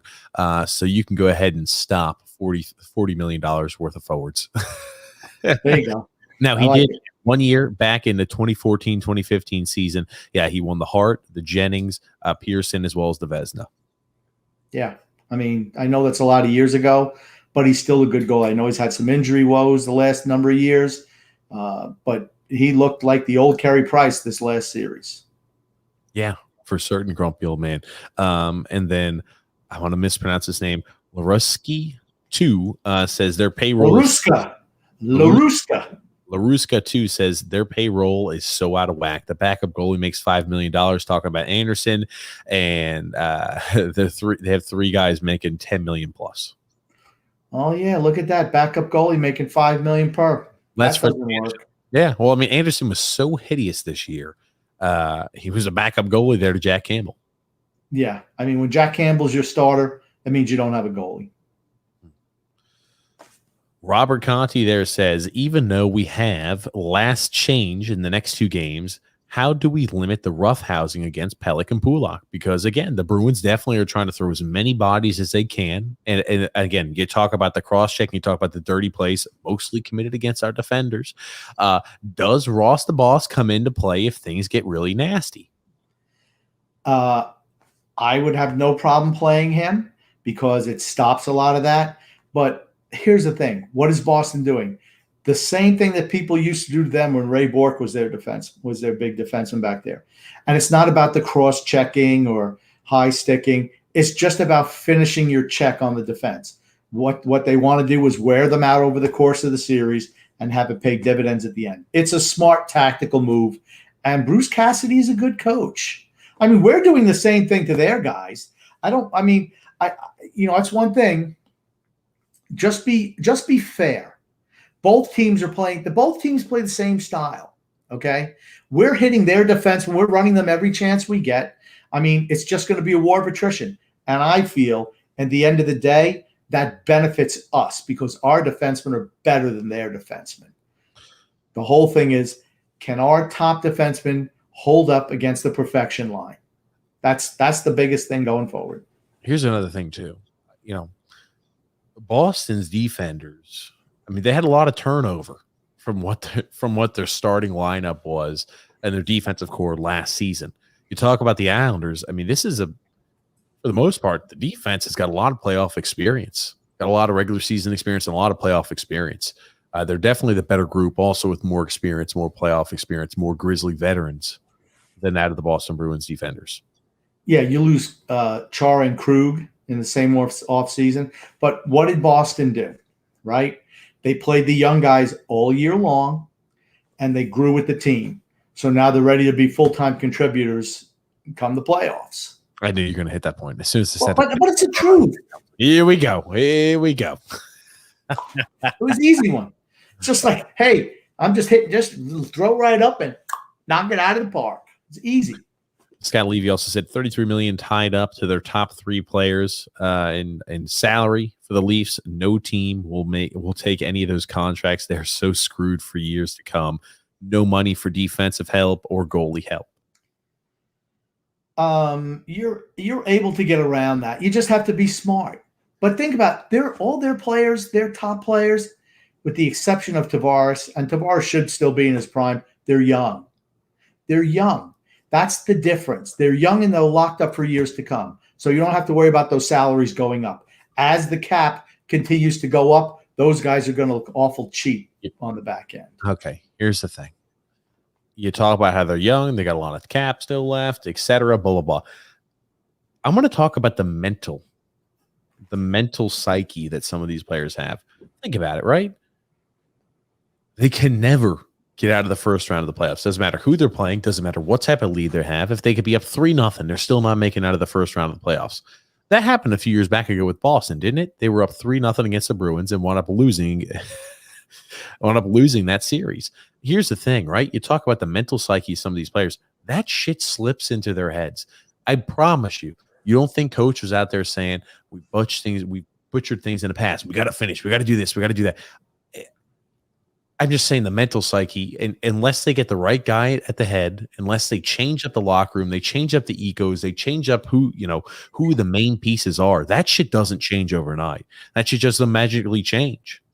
Do you mean like with Tampa, who couldn't get over the hump for years and years, gets swept by Colorado, and then makes a couple of trade Columbus, not Colorado.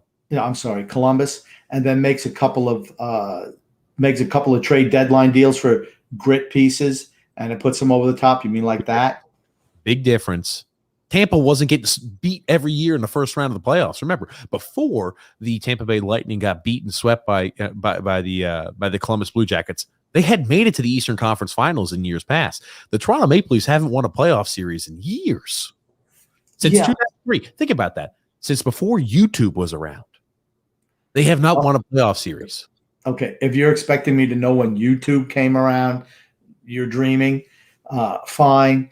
I'll just go with whatever. I just know since 2004. But what I'm saying is they have the important elements to be a good team. The things that they need to add are things that are easy and inexpensive to bring in. That's my only point. They need veteran leadership. That's what they need.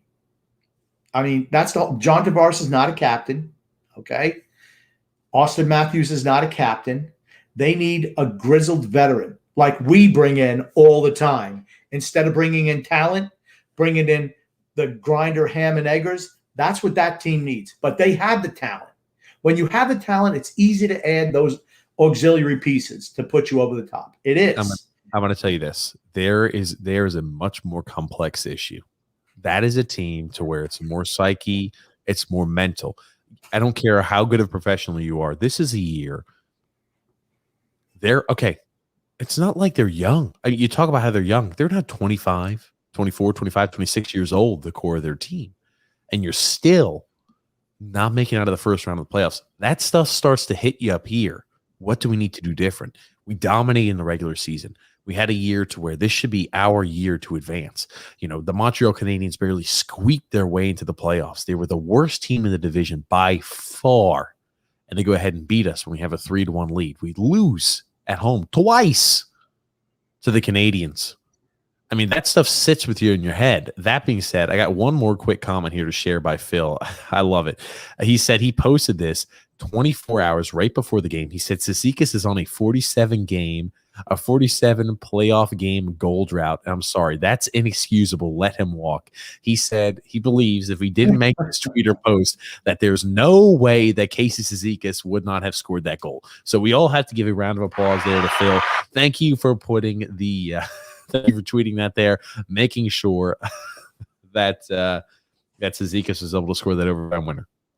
There's nothing like a little bit of hit him with the whip to make him perform. Fantastic. And here's the thing: we should still let Casey walk at the end of the year. Yeah, I don't disagree with that. But I'm going to disagree with you on the age of Toronto. Their key players are young. I mean, you have Matthews is 23, Marner's 24, Nylander's 25. I mean, Zach Hyman's 28. I mean, they're a young team. They're not an old team. They're not. 23, 24, and 25. When Nylander's 25 years old, it's time. Really?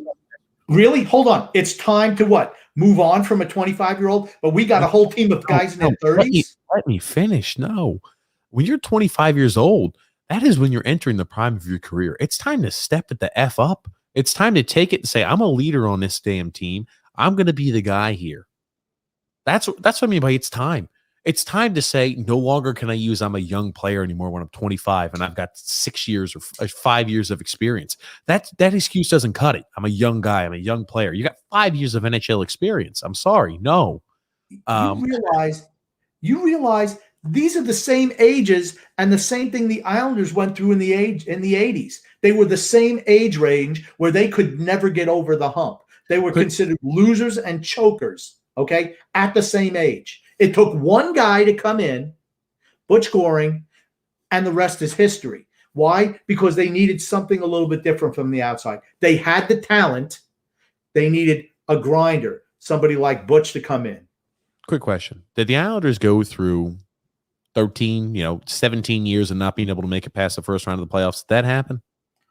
I'm telling you, that messes with your head. You might not think it does. I can tell you, the players might not say it does. I can promise you it does. I can promise you, verifiably, I can promise you, that is sinking in the back of their heads. I really do. And their subconscious are thinking, holy shit, we've got it. We are a dominant team. We still can't win a freaking first round of the playoffs.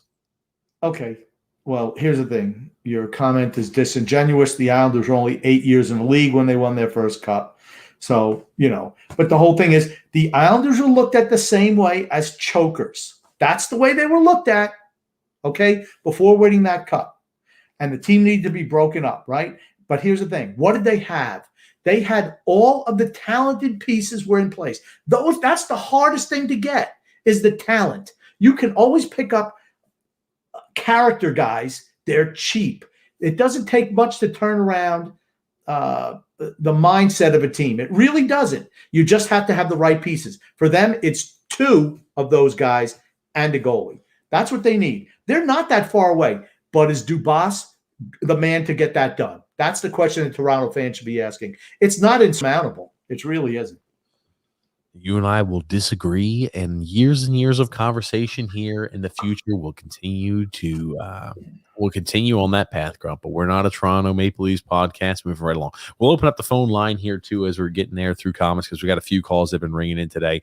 Just because again we did take a week off there. We'll get phone calls early on a Wednesday here towards the tail end of things, but we did go ahead and open up that phone line there. But we're gonna get right back there into comments, Grumpy old man. Robert Conti also said Leafs Nation is spoiled. I don't know if they're spoiled. I think that they feel they're entitled. I think there's a difference. You'd have to win a whole lot to get spoiled, and that's not been the case. I think they feel they're entitled, though. Frank K also saying there, Toronto is a better version of the later 90s Rangers. Loads of egos. I don't know about that. I really don't. I don't think they're a team of bad guys or ego guys. They just need some veteran leadership, desperately need veteran leadership. And if they thought they were getting that with Tavares, well, that everyone knew that wasn't the case. But they do need veteran leadership. Hey, you're live here with TJ and the Grumpy Old Man. Who do we have calling in? D-Cut, what's up, boys? What up, D-Cut? How are you, my friend? Good. Grump, what's going on, buddy? I'll tell you what, D-Cut, I had a great weekend. No complaints. I mean, you had to be pretty miserable after Saturday night, but I know you're reinvigorated after Monday. Am I right? Oh, yeah. Like, plus, I'm going to the game Saturday night, so can't wait. I was at Game 6. Can't wait for Saturday night for Game 4. Couple of things, TJ. Congratulations. And Grump, you'll know from the movie, let your first child be a masculine child. Very true. That's right, Luca. Second thing, and then I'll go. And thanks as always for a great show. Love the show. And shout out to Islanders Misery. To all those clowns in the Toronto media, plus the arrogant front office, making fun of Lou's rules, making fun of the Komarov signing, making fun of the Matt Martin trade, and really thumbing their nose at the Islanders after Tavares signed. Grow some stones. Toronto has no stones. You want to look to see how a real team plays? You want to look to see how a team with guts plays? Look at the Islanders, Toronto. And I know you guys have a big following now. You're international, hundreds and hundreds of YouTube subscribers. You got Twitter. You're all over the place. You're blowing up big time. So I know there's people from Toronto listening right now. Maybe even Dubas is listening. Grow some stones. That's all I got to say. Thanks, guys. I'll talk to you later. Be well. Thank you, D-Cut. I just want to touch base on that, right? Hasn't that what we've been saying? I mean, that's what they need. It's not – is Dubas – I mean, I know they're big on the analytics and the spreadsheets over there, but you know what? That team, they need some guys who are not afraid to hold everyone accountable. I don't think what they have to do is insurmountable. It's not. But does he have the balls, the testicular fortitude, as Mick Foley would say, to do what needs to be done? Trade one of the younger guys to get some veteran leadership on that team. It can be done very easily by them, honestly, but do they have the cojones to get that done? But here's the thing. I really wanted to. Man, I'll tell you the series I really wanted to see, the Islanders in Toronto. I wanted to see that because we would have beaten them. Without a doubt, we would have beaten them. We would have out-physicaled them. Not only absolutely. That was a series I was foaming at the mouth. I said, "Hey, if we're getting to the Eastern Conference, or the semis, because I don't think it's called Eastern, Western, etc. this year. But if we got to the that time period, the semis, and we were playing Toronto, there's no way we're losing to Toronto." Also, we have another comment there to Grumpy Old Man. I want to say thank you, D-Cut, there for well wishes there on the wedding and everything like that. Thank you, D-Cut there. And hey, maybe Kyle Dubas does listen. He's got a whole bunch of free time out there golfing now, so maybe he is listening to me there. Brett W also said Toronto had Matt Martin and benched him. That's the type of player that type of player is the one thing that they're definitely missing. Yeah, and they're missing at least two of those guys, without a doubt, too. And their defense. I tell you what, if I was GM of Toronto, I'd have that team in the Stanley Cup Finals next year. If the Grumpy Old Man was the GM of that team, we would be in the Stanley Cup Finals next year, no doubt in my mind. Oh my God! You talk about takes. I love it. I freaking love it, Grump. If I was a general manager of Toronto, we'd have him in the finals next year. People from Toronto who are listening, you know it's true. You know it's true. Hey, we have. Oops, give me 1 second here, Grump. But we do have another caller we're about to pair in. But man, oh man, you think 1 year is all the turnaround it would take, huh? 1 year. That's it. That's all it would take. 1 year. I'd have that team turn around. First of all, I'd get rid of all the analytics out the front door. We don't need that garbage anymore. Let's look what's on the ice. Oh, yeah, we're a bunch of wow. A bunch of No. little pussycats out there. There's nothing. I hate when you that. I hate that, Grump. That's hey, you're here live with TJ and the Grumpy, and who do we have calling in? Hey, it's Phil. How's it going, guys? What's up, Phil? How are you? It's good. First of all, congrats on the wedding. Obviously, Thank you. big news. Phil, I love it. I love when Phil comes on this podcast. I love when Phil's on the podcast because he comes with facts. I appreciate it. We're talking about the Toronto thing, and I wanted to kind of tie that into some of the moves that Lou has made since he's come to the Islanders. I think people are looking at the Toronto thing a little bit in the wrong way in terms of like who they should target. I don't think Matt Martin and Leo Komarov make any difference. I think the problem with them, and look at a game like last night with Carolina and Tampa, right? Where did the scoring come from? Tampa got on the board, not with Stamkos, Kucherov, and Point, but they got on the board with Killorn and Cirelli. The issue Toronto has is that because they have such a top-heavy lineup, when Matthews and Marner go cold, they have nothing else that's going to come in and supplement it. And that was the story last year versus Columbus. That was the story 2 years ago when they blew the 3-2 lead to Boston, when they had that series lead. And again, that's the story this year. With the exception of Jason Spezza, no one was able to step up. Look at the Islanders this year. Barzal is playing on a line with a black hole. He's got Komarov there. They have 2 goals from the Barzal line. But it's fine so long as you're getting production from Pajot and Palmieri, who Pajot's the leading scorer with 9 points, and Palmieri's tied for the lead in goals with 4 goals. And the same thing was true last year in the bubble. You didn't have the Barzal line carrying them through. You had the Brock line. You had Pajot with 8 goals. You even had Matt Martin with 5 goals. That's the thing that's missing. The second thing I'll say on Toronto and why they're different than some of these other teams that have gone through some of the early round exits, Boston's and the Tampas, none of those teams went out and signed another team's franchise player and made them the second highest paid player in the league. Once you bring in Tavares, there's an expectation immediately that you're going to start to contend. The other teams had growing pains. Toronto went down the route of hyper-accelerating that, and it's inexcusable that you can have 3 of the top 7 paid players in hockey and not have gone out of the first round in the past 3 seasons. So that's the first thing I'll say. And yeah, I just want to say that the loss of Tavares was bigger than you think. It means that you don't have 2 lines, and I agree that they're not strong on their bottom, but it's their style. To me, it's their style of play. They don't play a grinded style, really. They're a finesse team, and you need more grinder types, at least somewhere in your lineup. But losing Tavares was big. That was a big loss for them because now you don't have 2 lines. You only have the 1, and with them not producing, you're stuck. But their defense is hideous, and Jack Campbell can't be a goalie in the NHL. No, don't hate on Jack Campbell. Don't be hating on Jack Campbell. Yeah, I mean, listen, I don't think their D was that bad this year. They were, had the 7th fewest goals against. Jack Campbell, I think he started the season on 11-game win streak when he came in. Up until game 5, he had the highest save percentage out of all playoff goalies.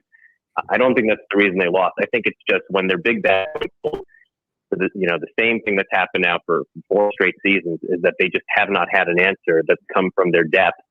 And winning teams do. And that's something that the Islanders have now. It's not sustainable to have Barzal with 0 goals in 8 games, which of course not all of it is his fault. But I think that's, if you take out Tavares and say you give for the same price Nelson and Pajot, it doesn't sound like an even trade on paper, but does that help Toronto in a playoff series when you have guys who could perform in the playoffs like those two? Maybe. The other thing I wanted to touch on something that Grumpy said before about the resiliency of the Islanders. 4 out of the 5 wins that they have here in the playoffs are games in which they got scored on first.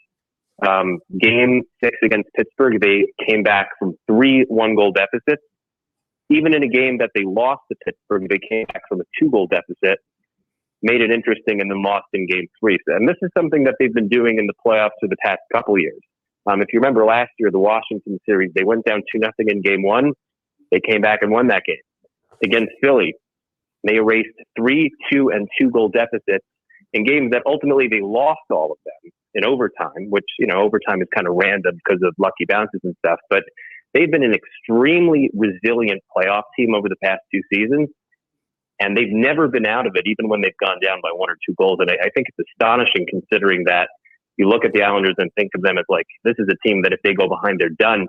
That just hasn't been the case these past few playoffs, and it's just really interesting. Great show, guys. I'll hang up and listen. Take care. Have a good night. Thanks, Phil.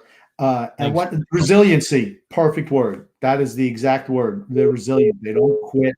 And just one other thing, the thing about Jack Campbell, yeah, he was great the first 5 games of the series. Then his mom called and said, "Hi, Jack." And he's like, "Holy shit, I'm Jack Campbell." Letting everything in. He sucks. Oh, my freaking God. Unbelievable, Grump. I think it's interesting, though, he did bring that up. And that's something you can even predate back to. I mean, look at last year, even in the Eastern Conference Finals, right? It looked like a lot of times the Islanders were out of it. And the thing is, like, hey, they'd go down, they'd fight and claw their way back in. I had no idea that stat, though, that, 4 out of their 5 victories, they've been down in some capacity and they've come back and overcome deficits there to win. I knew they have been doing that, and some I did not know was the majority of their wins have resulted there, resulted in that type of game. Yeah. I just want to touch on one more thing that Phil said. I think J.G. Pageau would be absolutely – that is exactly the type of player that I'm talking about that Toronto needs. Somebody like that. Not as much Brock Nelson. I don't think he's a leader type, honestly. But Pageau does everything well. That's the type of player that they're missing. I think Hyman is kind of like that, but they need that element. And you cannot minimize the loss of Tavares. You really can't, because now you don't have your number 2 center, right? And that's a big loss for them. And it is what it is, but I don't think they're that far away. They need to change culture a little bit, but really that's an easy change if you make the right moves. It takes a while to do that. You know what I mean? It doesn't happen overnight. You say 1 year, grumpy old man. Okay. Not overnight. It would just take 1 season. That's all. That's 300 days. That's all I'd need. Give me an off season with Toronto, right to the Cup Finals. Oh my goodness. Stop, grumpy old man. That's ridiculous. We do have another caller that we're going to be patching in here, grumpy old man. You are live here with TJ and the grumpy old man. Who do we have calling in? Brian P. What's up, fellas? What's up, Brian P? How are you, my friend? All right. Congratulations, TJ. I sent you a messenger for you when you were out there. Thank you. It was a great win by the Isles the other night. I mean, definitely a resilient bunch. I give the team a lot of flack because of, every time I have to see Leo with Barzell, I bomb it. But you can't deny their heart. I definitely, Trotz is a hell of a coach. Some of his lineup decisions are rough sometimes, but I can't deny it. He's a heck of a coach. And we got to re-sign Beauvillier. Yeah, he's a good. This guy. If he ever puts it together for a whole season, he really is. He should be playing with Barzell, Wallstrom on the right. You talk about a line. What do you think, fellas? Why not? Why not? Right? Why not? I mean, but you think about Tommy Bowers, right? That they were thinking at the trade deadline of moving Beauvillier. Think about that. Why? Probably because he's young. I mean, that's why they want to move it. And here's the thing. You say that sometimes you rip on Barry. Well, here's the thing. As soon as Barry screws up something in a game, it's right back to shredding him. That's just the way it's going to be. I mean, all right, we got to keep our mouths shut for a couple of games until he screws something up. But he will. And then we're going to go back to dumping on the armadillo. Oh, stop. Well, here's the thing, right? Barry is an outstanding coach, fantastic coach. The only thing you and I have ever had a problem with him about this year is who he starts in net sometimes and what the hell the lineup looks like. That is it. You never see us question. That's it. That's my only problem with him too. Exactly. You never even saw us questioning, hey, power play's doing crappy. It's Barry Trotz. Not once.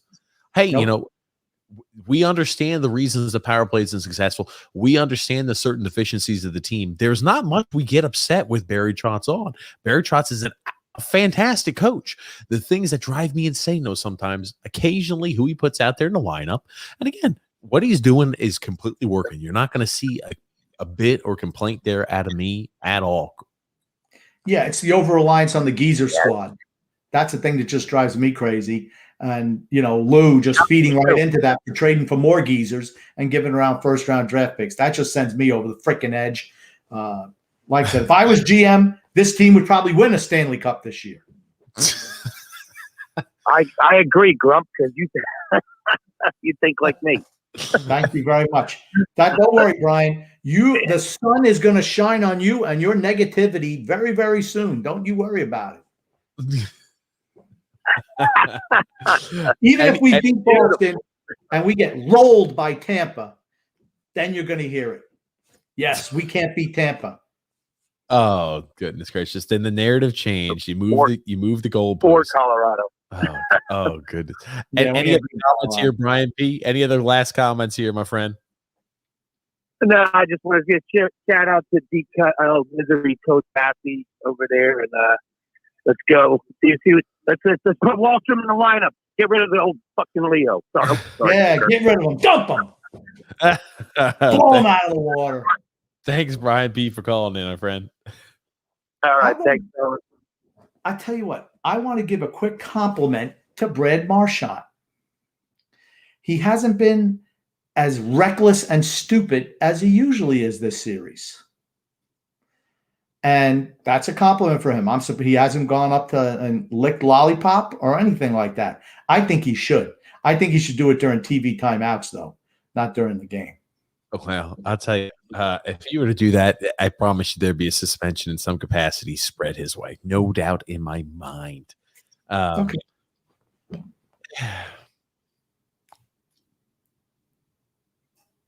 Again, with the dramatic pause. I don't know. Do you think that this dramatic pause, people are saying, is something happened? Is TJ just shutting down? Why is this always a dramatic pause from this TJ character?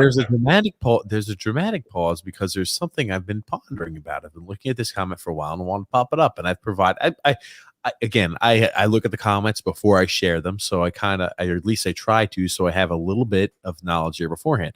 Robin Stewart chimes in and says, I wonder what Lou and Barry would have done if they ran the Leafs and what they'd look like. And seriously, that's a super important question to think about here. We talk about it. Barry Trotz took a team, a bottom tier team, year in and year out, and overnight like that, turned them into consistent playoff caliber team, and a team that again makes it to the Eastern Conference Finals. And we talked about the bare bones that the Islanders have.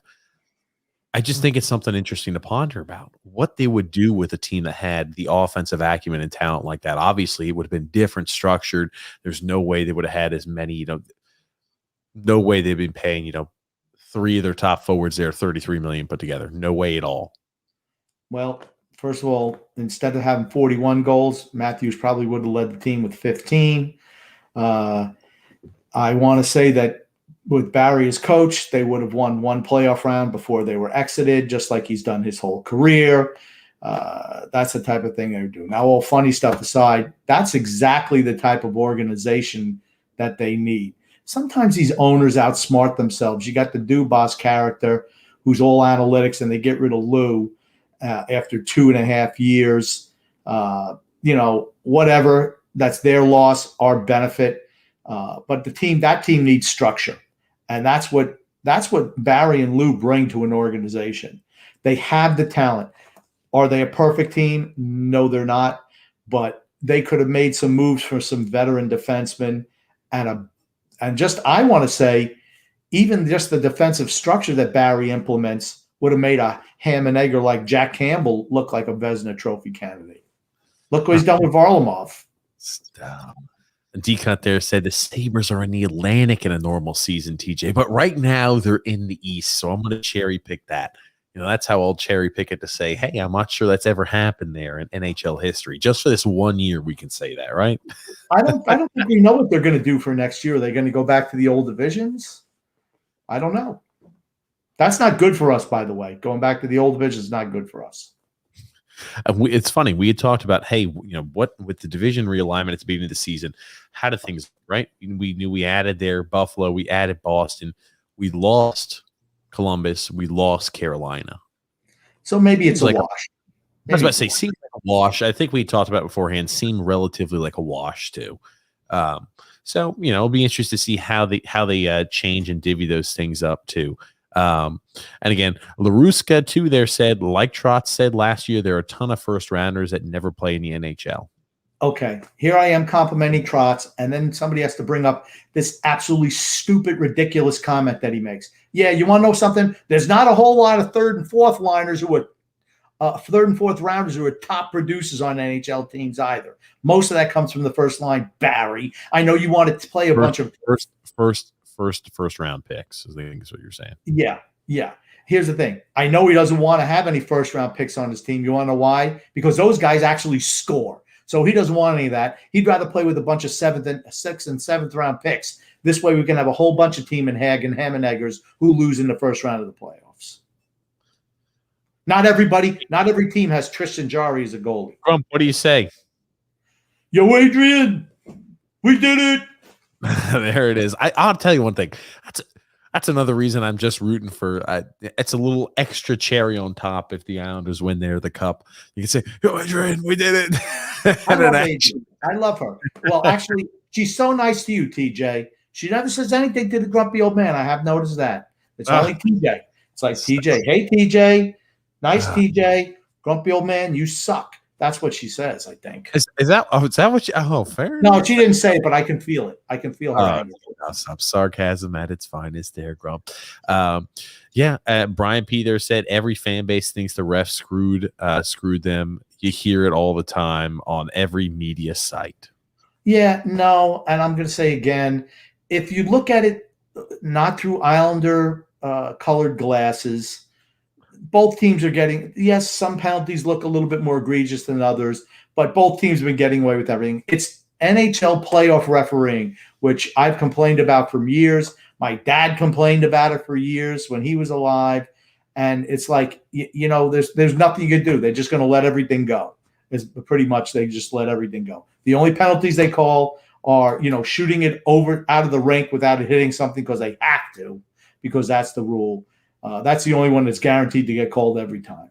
Blatant trips sometimes, depending on when the game is. Hooks, non-existent for the most part.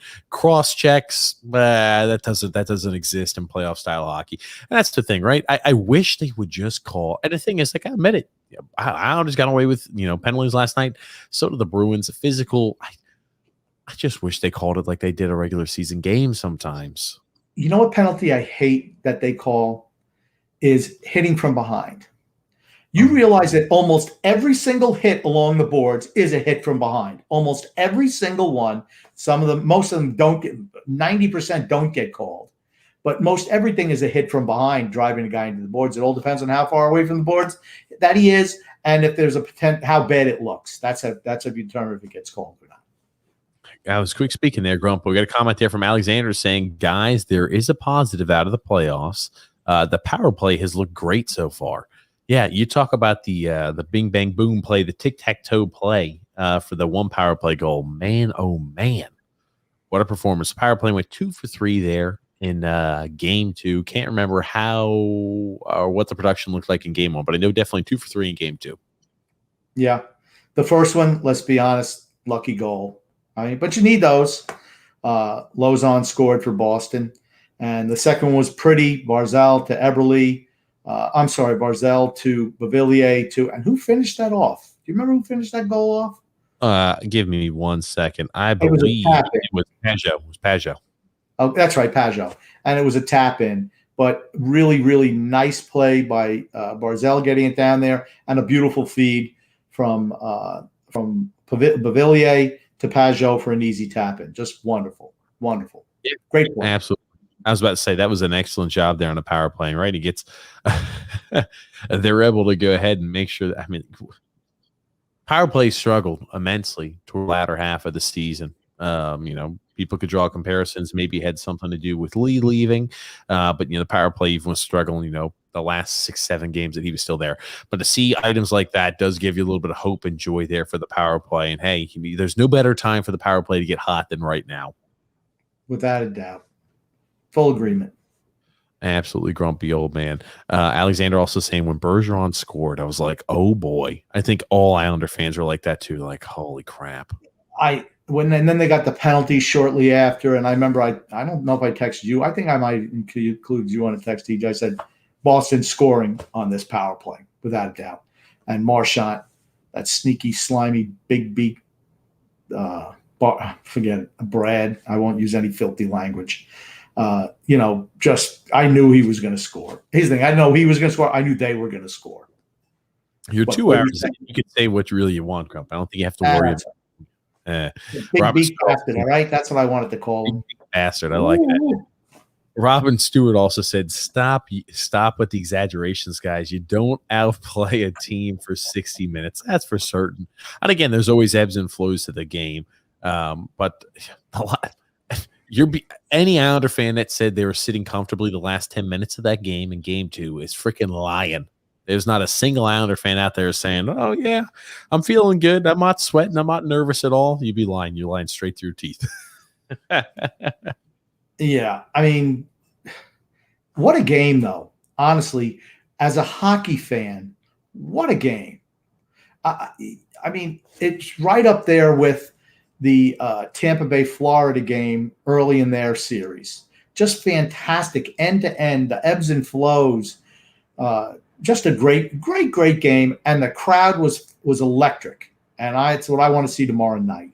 I want to see that crowd coming in just like Boston's crowd was. For certain, they will be. I'm sure they will be. Brian J. there also said, did anybody else see Frankie Barilli flip out on the fake Bruins fan? I was crying laughing. Now, Grump, you don't do any social media, do you?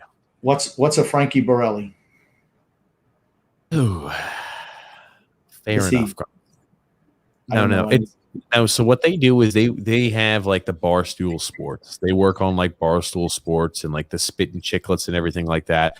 They do it. That was the one where after in overtime, Josh Bailey scored that overtime winner. Is like Bailey. I remember. I think I showed you. Maybe not on air, but they do like live streams during games. And as you could tell here, it goes pretty crazy. Let me close that down there. As you can tell, the fake Bruins fan was right there. And again, like it's just going insane there in this. So again, the reaction there to it, Barry Trotz commented about how crazy it was there watching that post game or something of that nature. So this is the scene he's talking about there, Grump. This was after Monday's game? Yeah. Okay. Here's the issue I have. Who the hell shoots this way? Who the hell shoots a portrait and not landscape when they're filming items like this? Come on, my friends. Make the turn like that. Oh. Who the hell is doing filming when the game is on? Everybody films. Grump, have you not gone to any? Look at the Bruins fan on this freeze frame. Why was he even there? It's because they wanted to have it. It was like a shtick, I believe. I didn't watch the whole thing, but it's like a shtick to it. Okay. That being said, Grump, moving right along, I just wanted to show you that. Alexander said, guys, I have a confession to make. When they tied the game up, I said, here we go. We're going to get swept. Yeah, no, I never, I still think Boston's probably going to win the series, but I never thought we were ever going to get swept. There's just too much fight in this team. Like I said, the only difference between the two teams is particularly if Smith comes back, their top two lines are better than ours. Our defense is better, and the goalies are a toss-up. So, the team with more talent usually wins in that. And Boston, there's no quitting Boston either. I mean, to come back from 3-1 down, and the Islanders had kind of taken control of the game, kudos to them for fighting back.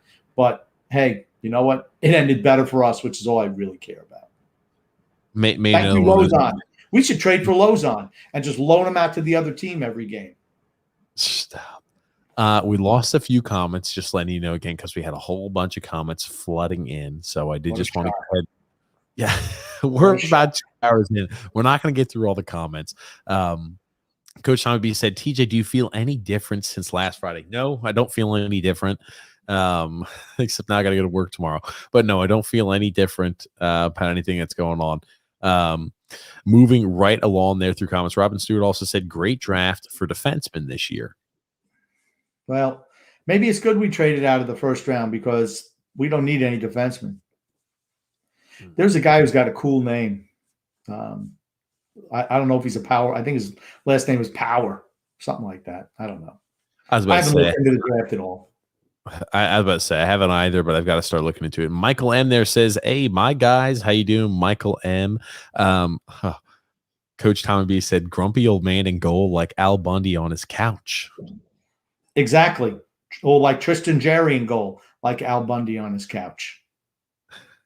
Tommy, don't try to take shots at me. I'll bury you. Stop. Michael M also saying congrats. Thanks there, Michael M. Michael M also said, Coach Conspiracy, preaching pauser, and where is Frizzy Frank? Oh, Frank K. Get Frank K. Man. I'll tell you what, Frank's hair must be frizzy because a lot of people are talking about it. You know, the picture shows conditioner, shows product, unlike AJ, shows some product in the hair. So, I mean, perhaps, I'm just saying all the pictures show Frank not having frizzy hair, but this is not the first person who said he's got frizzy hair. Paul W said, go Islanders Thursday. Go Uncle Leo. Ugh. Made sure to leave that on just for you, Grumpy. I thought Leo was actually going to score a goal the other night. I really did. I thought he had a couple of marvelous opportunities, and then he Leo'd it. And, but I'm just saying, gosh, if Leo Komarov scores in the playoffs like a game winner, the amount of shit that I have to listen to when I come on the podcast is unbelievable. I look at how everything affects me, honestly. Of course I do.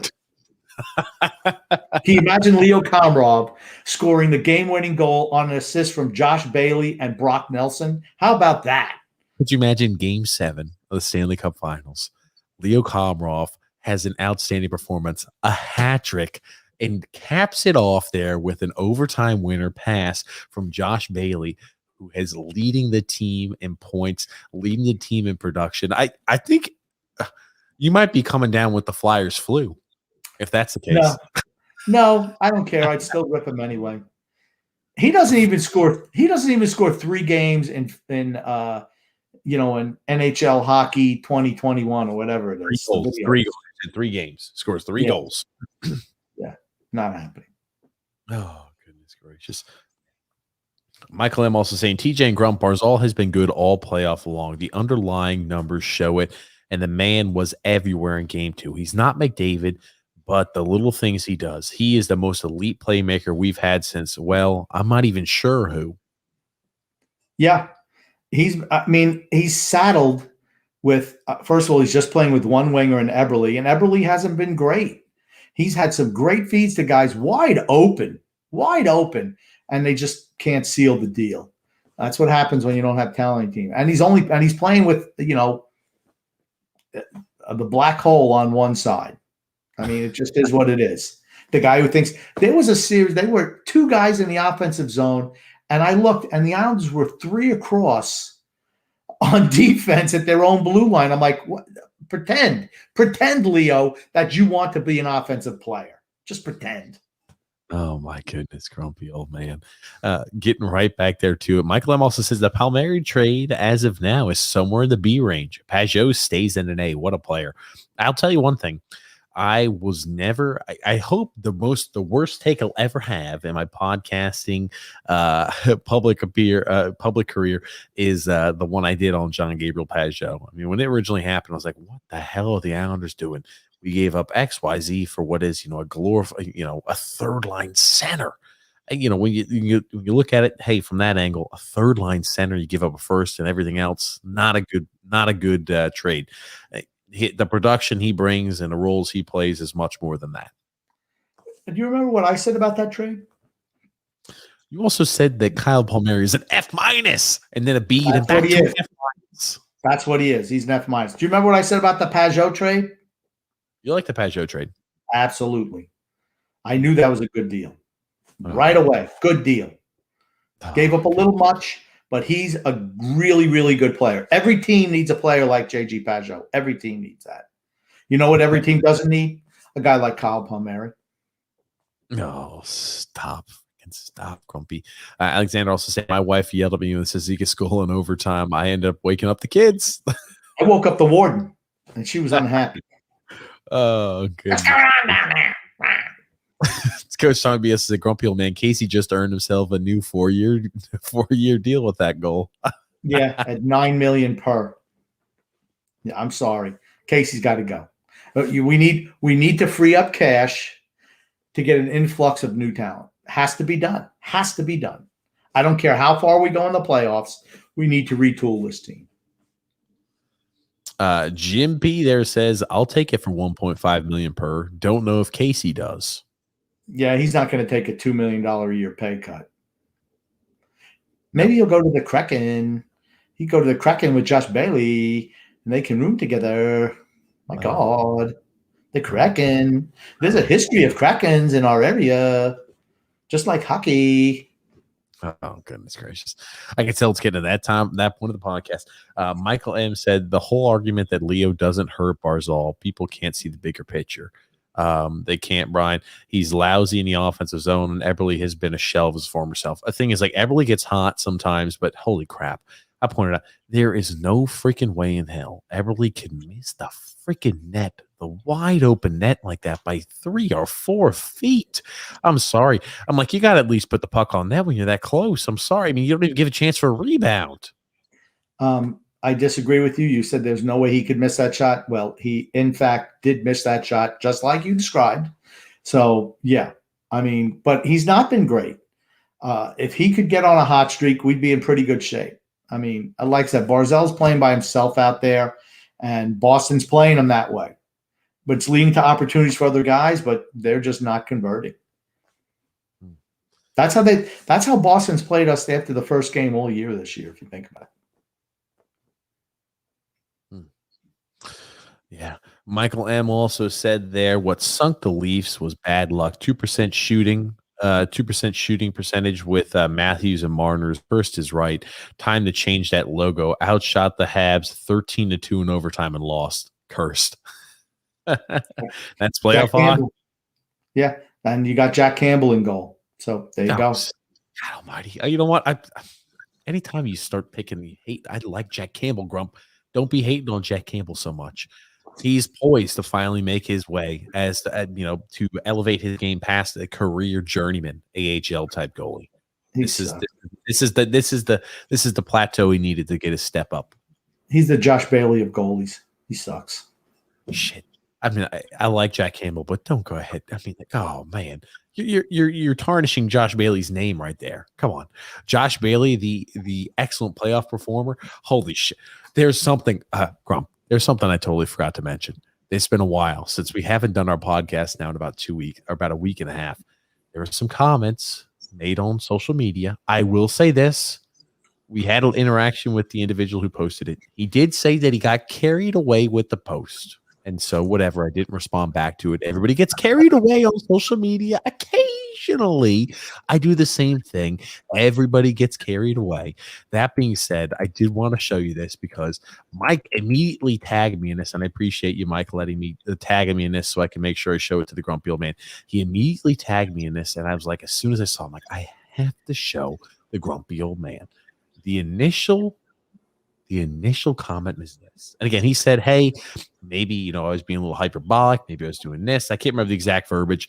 It wasn't exactly him saying I overplayed it, but that's kind of what he was trying to go for. He said, first off, he said to all the fans who bashed Josh Bailey, this was now again after the Islanders won and sealed the deal in Game 6 against the Lightning. So all the people who bashed Josh Bailey, he was literally every single reason they won that game. If it wasn't for him, it's not even something that's rare. He continuously shows up when it counts. One of my followers said that Bailey wasn't better than Turgeon, Palffy, or LaFontaine. Some stats also, Palffy shouldn't even be on the list. He shows some playoff statistics here. Josh Bailey's playoff production. He shows Turgeon's playoff production, Palfy's playoff production, and LaFontaine's playoff production. He was comparing Josh Bailey to Turgeon, Palfy, and LaFontaine. And he said he got carried away, a little hyperbolic with his speech. But I just wanted to show you that, Grumpy, because I know you would get a kick there out of it. Yeah, Michael, put down the crack pipe now. That's all I can say. Josh Bailey doesn't compare. He's comparing Pat LaFontaine's a Hall of Famer. Okay. Ziggy Palfy was the only bright light during the dark times. Pierre Turgeon, I don't know if he ever saw Pierre Turgeon play, but I'm going to say, and here's the thing, I don't know how old he is, but Pierre Turgeon was freaking light years better than Josh Bailey. Josh Bailey couldn't even carry the jockstrap of the guy who couldn't carry their jockstraps. Josh Bailey sucks compared to those players. I don't get the Josh Bailey love. And to say that we won the game because of Josh Bailey, he almost missed that shot. If there was anybody else in goal, that would have been saved. He gets a pass right to him to skate in, and he can't even get off a shot. He's so scared. His hands are shaking, and he flipped the flutter ball, and you got Jari, who's got his hands down around his ankles, and he falls down. Man, Jari sucks. Jari is the Josh Bailey of goaltenders. That's all I have to say. And that's it. I can't. I'm sorry. We got to stop you there. But I totally had almost forgot about it. It's not a big deal, but I saw that. He said he got carried away there with it. I saw it. I was laughing when I originally saw it. Again, I didn't read through all the comments because there's a million of them on that. I'm sure, as you can imagine, he got jumped on by social media. I knew I don't get it. I just don't get the Josh Bailey love. Maybe people, he's like the beaten and abused. If you have like a family and there's abuse, Josh Bailey is the abusee. So maybe people feel protective of him. Not me. Goodness gracious. Well, there are people in the camp of Josh Bailey as an elite winger. I mean, hey, he might have his number retired based off of that. Holy shit. Sorry. I mean, you might as well retire everyone's number. Invent a new number system if you're going to start putting people of Josh Bailey's ilk, get their numbers retired. Don't you have to do something? Don't you have to do something besides just show up every night? That's what I mean. I'm sorry. Sorry. He doesn't blow the wind up my skirt. Sorry, Josh. Brock Nelson, he should have his number retired too. Michael M. also said Carey Price was good. Campbell on the Leafs put up better numbers, and the Leafs still lost. Yeah. And then, like I said, Jack Campbell remembered who he was towards the end of the series, and that was that. Dave P. there said Toronto media saying Marner should be traded anyway. Islanders could pull this off if the rumors are true. I would do it. I thought we should have went out and tried to sign Mitch Marner 2 years to an offer sheet. That's what I thought we should have tried to do. I think he would be really, really good with Matt Barzal. I mean, I think that would be a really great match. Think about how that really stretches the talent on our lineup, right? Yeah. I mean, that's what we need. We need somebody like that. That's what we need. Absolutely, here, Grump. I know we're about at 2 hours and 30 minutes, so we're going to rapid fire through a few comments here quick, Grumpy old man, because we'll be wrapping things up. Nick D said, hey guys, welcome back. Grump, can you send me a birthday wish? I'm joining late, but I'd love to hear a reaction from Grumpy over the last few games there, and asking how the wedding night was. Excellent all around, perfect weekend. Nick D. Anyway, Grump, he wants you to send a birthday wish. All right. Well, happy birthday, Nick. I don't know how old you are, but you know what? Whatever your wish is, I hope it comes true. I hope it's that the Islanders win the Stanley Cup. But I hope that I don't know when your birthday is or was, if it's already happened. Belated happy birthday. If it's coming up, I wish you a happy birthday. And I would sing the song, but it's late. And then I have to listen to everybody say, Grumpy, your voice sucks. And it does. Grumpy, you're compared to Sinatra. Yeah, well, I know. But I don't think Frank Sinatra ever sang happy birthday to anyone. But the reaction of the last few games, Knew we were going to beat Pittsburgh, dominated against Boston game 1, and what a game 2. I mean, just a game for the ages, honestly. And if you're a hockey fan of any type, I think the only people who didn't like that game were Boston fans. Everybody else thought that was a great game, and it was. Yeah, it was definitely a great game for sure, grumpy old man. We are moving right along. I've got a lot of comments. I'm sorry. We will not be able to get to all these comments. I do apologize. There is a lot of them, ladies and gentlemen. Willie Carr there said Smith will likely be back for game 3. We're screwed. But no, serious. I'm not saying we're screwed, but he's an element that second line needs. Honestly, he, Krejci, and Hall have been really, really good on that second line, and that's not a good news for us. It isn't. Oh, okay. Coach Tommy B also said, TJ, how late are you able to podcast now that you're a married man? Oh, I don't think any of that's changed or anything like that. Keep him busy, though, still as always. Well, TJ does have his apron on, so I know he's got to wash the dishes after this podcast. Oh, goodness. D-Cut also said, waiting from Lou from the landlines to call. I think maybe on Saturday. I told you, Lou's a busy guy. So, anytime he's able to call in makes us happy. But, we'll be having a podcast again post-Islander game on Saturday. So that's when we're going to have our next podcast. Absolutely there. Adrian also saying there, hey, on YouTube. Hey, Adrian. See, I'm telling you, man. She never says anything about grumpy old man. Never. It's like, hey, PJ. Good job, PJ. TJ, you're great. Nothing for the grumpy old man. I noticed that. Adrian. Oh, D-Cut said TJ lost half of his net worth since Friday. Oh, goodness gracious. Okay, just guys, remember, Paige is going to be a doctor. So, and TJ looks to me like he's a parasite anyway. So he's probably going to be sucking funds off of her. That's what I think. That's it. That's it. Tommy B also saying, TJ and Grumpy Old Man, come to New York for Saturday's tailgate. I can't. I don't know. I'm not sure I can get that much time off of work. Otherwise I would. Hey, if the Islanders win the cup, if they're going to hold, here's the thing, big if the Islanders win the cup and they have like a parade downtown, I'm not sure how that's going to get affected with COVID if they're not going to allow it. Because I was reading in the newspaper, I was reading New York Post there. They're saying that the COVID rates in New York are really, really low. So I'm like, if they're going to hold something in New York for a parade, I promise you I will be there. There's no doubt about that. I will make sure I'm there in some capacity if the Islanders win the cup. No doubt about it. I don't know about you, Grump, but I will make sure I'm there. I don't know if I can get the couch in the back of the truck. Oh my goodness. I don't know if I can get the couch in the back of the truck. Oh goodness, grumpy old man. Well, Grump, is there I see a podcast, I see a comment here from Joe Francis, because I just happened to flip it, and he's throwing some massive shade at the grumpy old man. Joe Francis here. Yeah. He said, my Facebook I had a month ago. I'm catching up on the podcast. Did I miss the grumpy old man eating a big shit sandwich after we won the first round? Paul Mary sucks, Jags, ham and eggers. We have no talent.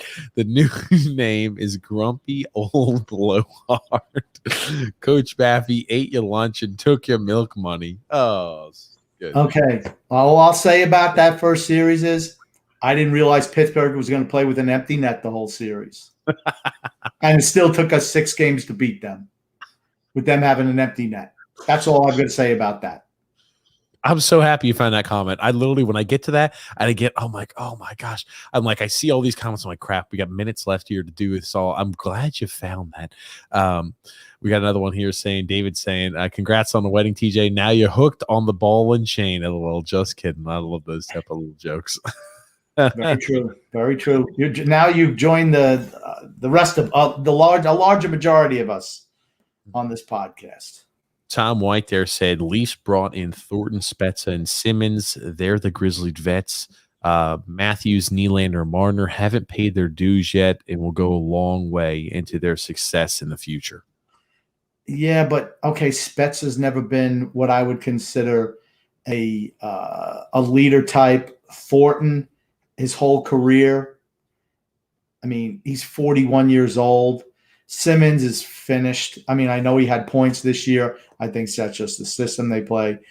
It's more along the back end where they need some grizzled vets on the back end. That's what I think they need. But they do need a little bit of a culture change there, without a doubt. And a goalie. You can't go with Jack Campbell. One more. And speaking of that, Tommy B said, who is grumpy old man's goalie in Toronto then? It's somebody who's not on the team right now. That's who my goalie is. There are always guys available. This is such an easy year to pick up a good goalie. You can only protect one, so you can make a deal with the Kraken to pick a goalie and send them your way. Very, very easy in the expansion year. We don't know who's protected yet. Brian P. also said, if I'm up at the Coliseum on Saturday, maybe I come and hit Comrock with a chloroform dart, and we could put Wally in on the first line, laughing, crying faces. Oh, gosh. And you know what? How could you tell the difference? He plays in the offensive zone like he's been hit by a tranquilizer dart now. So how could we tell the difference? Oh, my goodness. Then Mario also said, Dubas would probably trade their Nylander to Vegas for Leonard. Right, they can only protect one goalie, so either Leonard or Fleury is going to be exposed. Like I said, it's an easy fix. It really is. You can do. It's very, very easy. I've seen some comments here like, wow, Grumpy. Oh, man, I got to him late, so I'm not sure exactly what that is, Grump. But, hey, we're at 2 hours and 30 minutes. We're back to usual scheduled podcasting is back, ladies and gentlemen. We're going to be back going live on Wednesdays at 7 p.m. Eastern Standard Time for their foreseeable future. We are going to be going live on the weekends after Islander games. So, for example, I'm down with this too, Grump. I know they don't have it this series, but if we have, a game on a Friday evening and a Sunday, midday, I'm good to go live both of those days. We're in the playoffs, my friend. What days? Friday and when? I'm just saying it's not there yet, but I'm saying if we ever do have those items to where every single time we have a game on a weekend, I'm good to go live after that time period. I've got more time on the weekends, but so I'm just saying that's an opportunity and option there for us. But that's fine. What about the TJ and Grumpy Old Man podcast? Are we doing one this week? Don't worry, we are. Tomorrow, we got the TJ and the Grumpy Old Man podcast where we talk everything sports. So if you like the content we bring to you about the Islanders and you think, hey, these guys, they might bring some funny content there regarding just sports in general. It's a little bit more animated, I'd say. Believe it or not, it's more animated than what you get on the Islanders Never Say Die podcast. So again, the TJ and the Grumpy Old Man show, you can find it there on YouTube, TJ and the Grumpy Old Man. It'll be post-game tomorrow. The link is in the description below, but that'd be post-game tomorrow. Okay. Yeah, we can do that. Because I definitely want to watch the game tomorrow. I got to watch the game, Grump. It's the Islanders. We're going to watch the game. Yeah, absolutely. And we got a few more here. Mario also saying, I read the Toronto Sun article where it says that Matthews and Marner pick up the line combinations and the line changes. Well, then you got the wrong coach. If you're letting the players pick the lines, I'm sorry, then your coach isn't strong enough. Adrian also said, "Hey, grumpy old man." So hello, Adrian. We love you. You finally got the hello there. Yes. Yeah, it sounds like they need a real coach. That's for sure.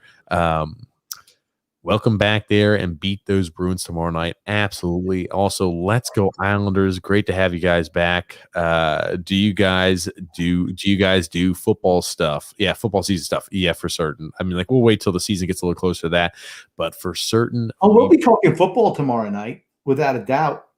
Julio Jones, Aaron Rodgers, Tom Brady. How can we leave him out? Tom Brady. We don't go podcast without mentioning that son of a gun. That being said, hey, we're at 2 hours and 30 minutes, Grump.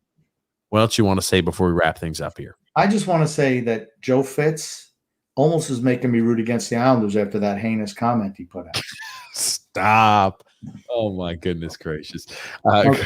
All I want to say is love and laughter to everybody who listens, as well as those who don't, from TJ and the Grumpy Old Man.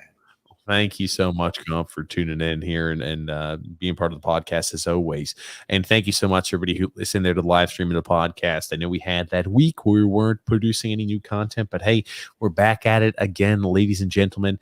We're going to be back on the normal schedule there of Wednesdays at 7 p.m. Eastern Standard Time, as well as on weekends after Islander games. So it's either Saturdays, Sundays, or Fridays, whenever the Islanders play on the weekend. We will be coming to you live post Islanders game to talk everything Islanders, and that's when we always have the phone line open for you to call in. So thank you everybody for tuning in, and thank you again, Grumpy Old Man.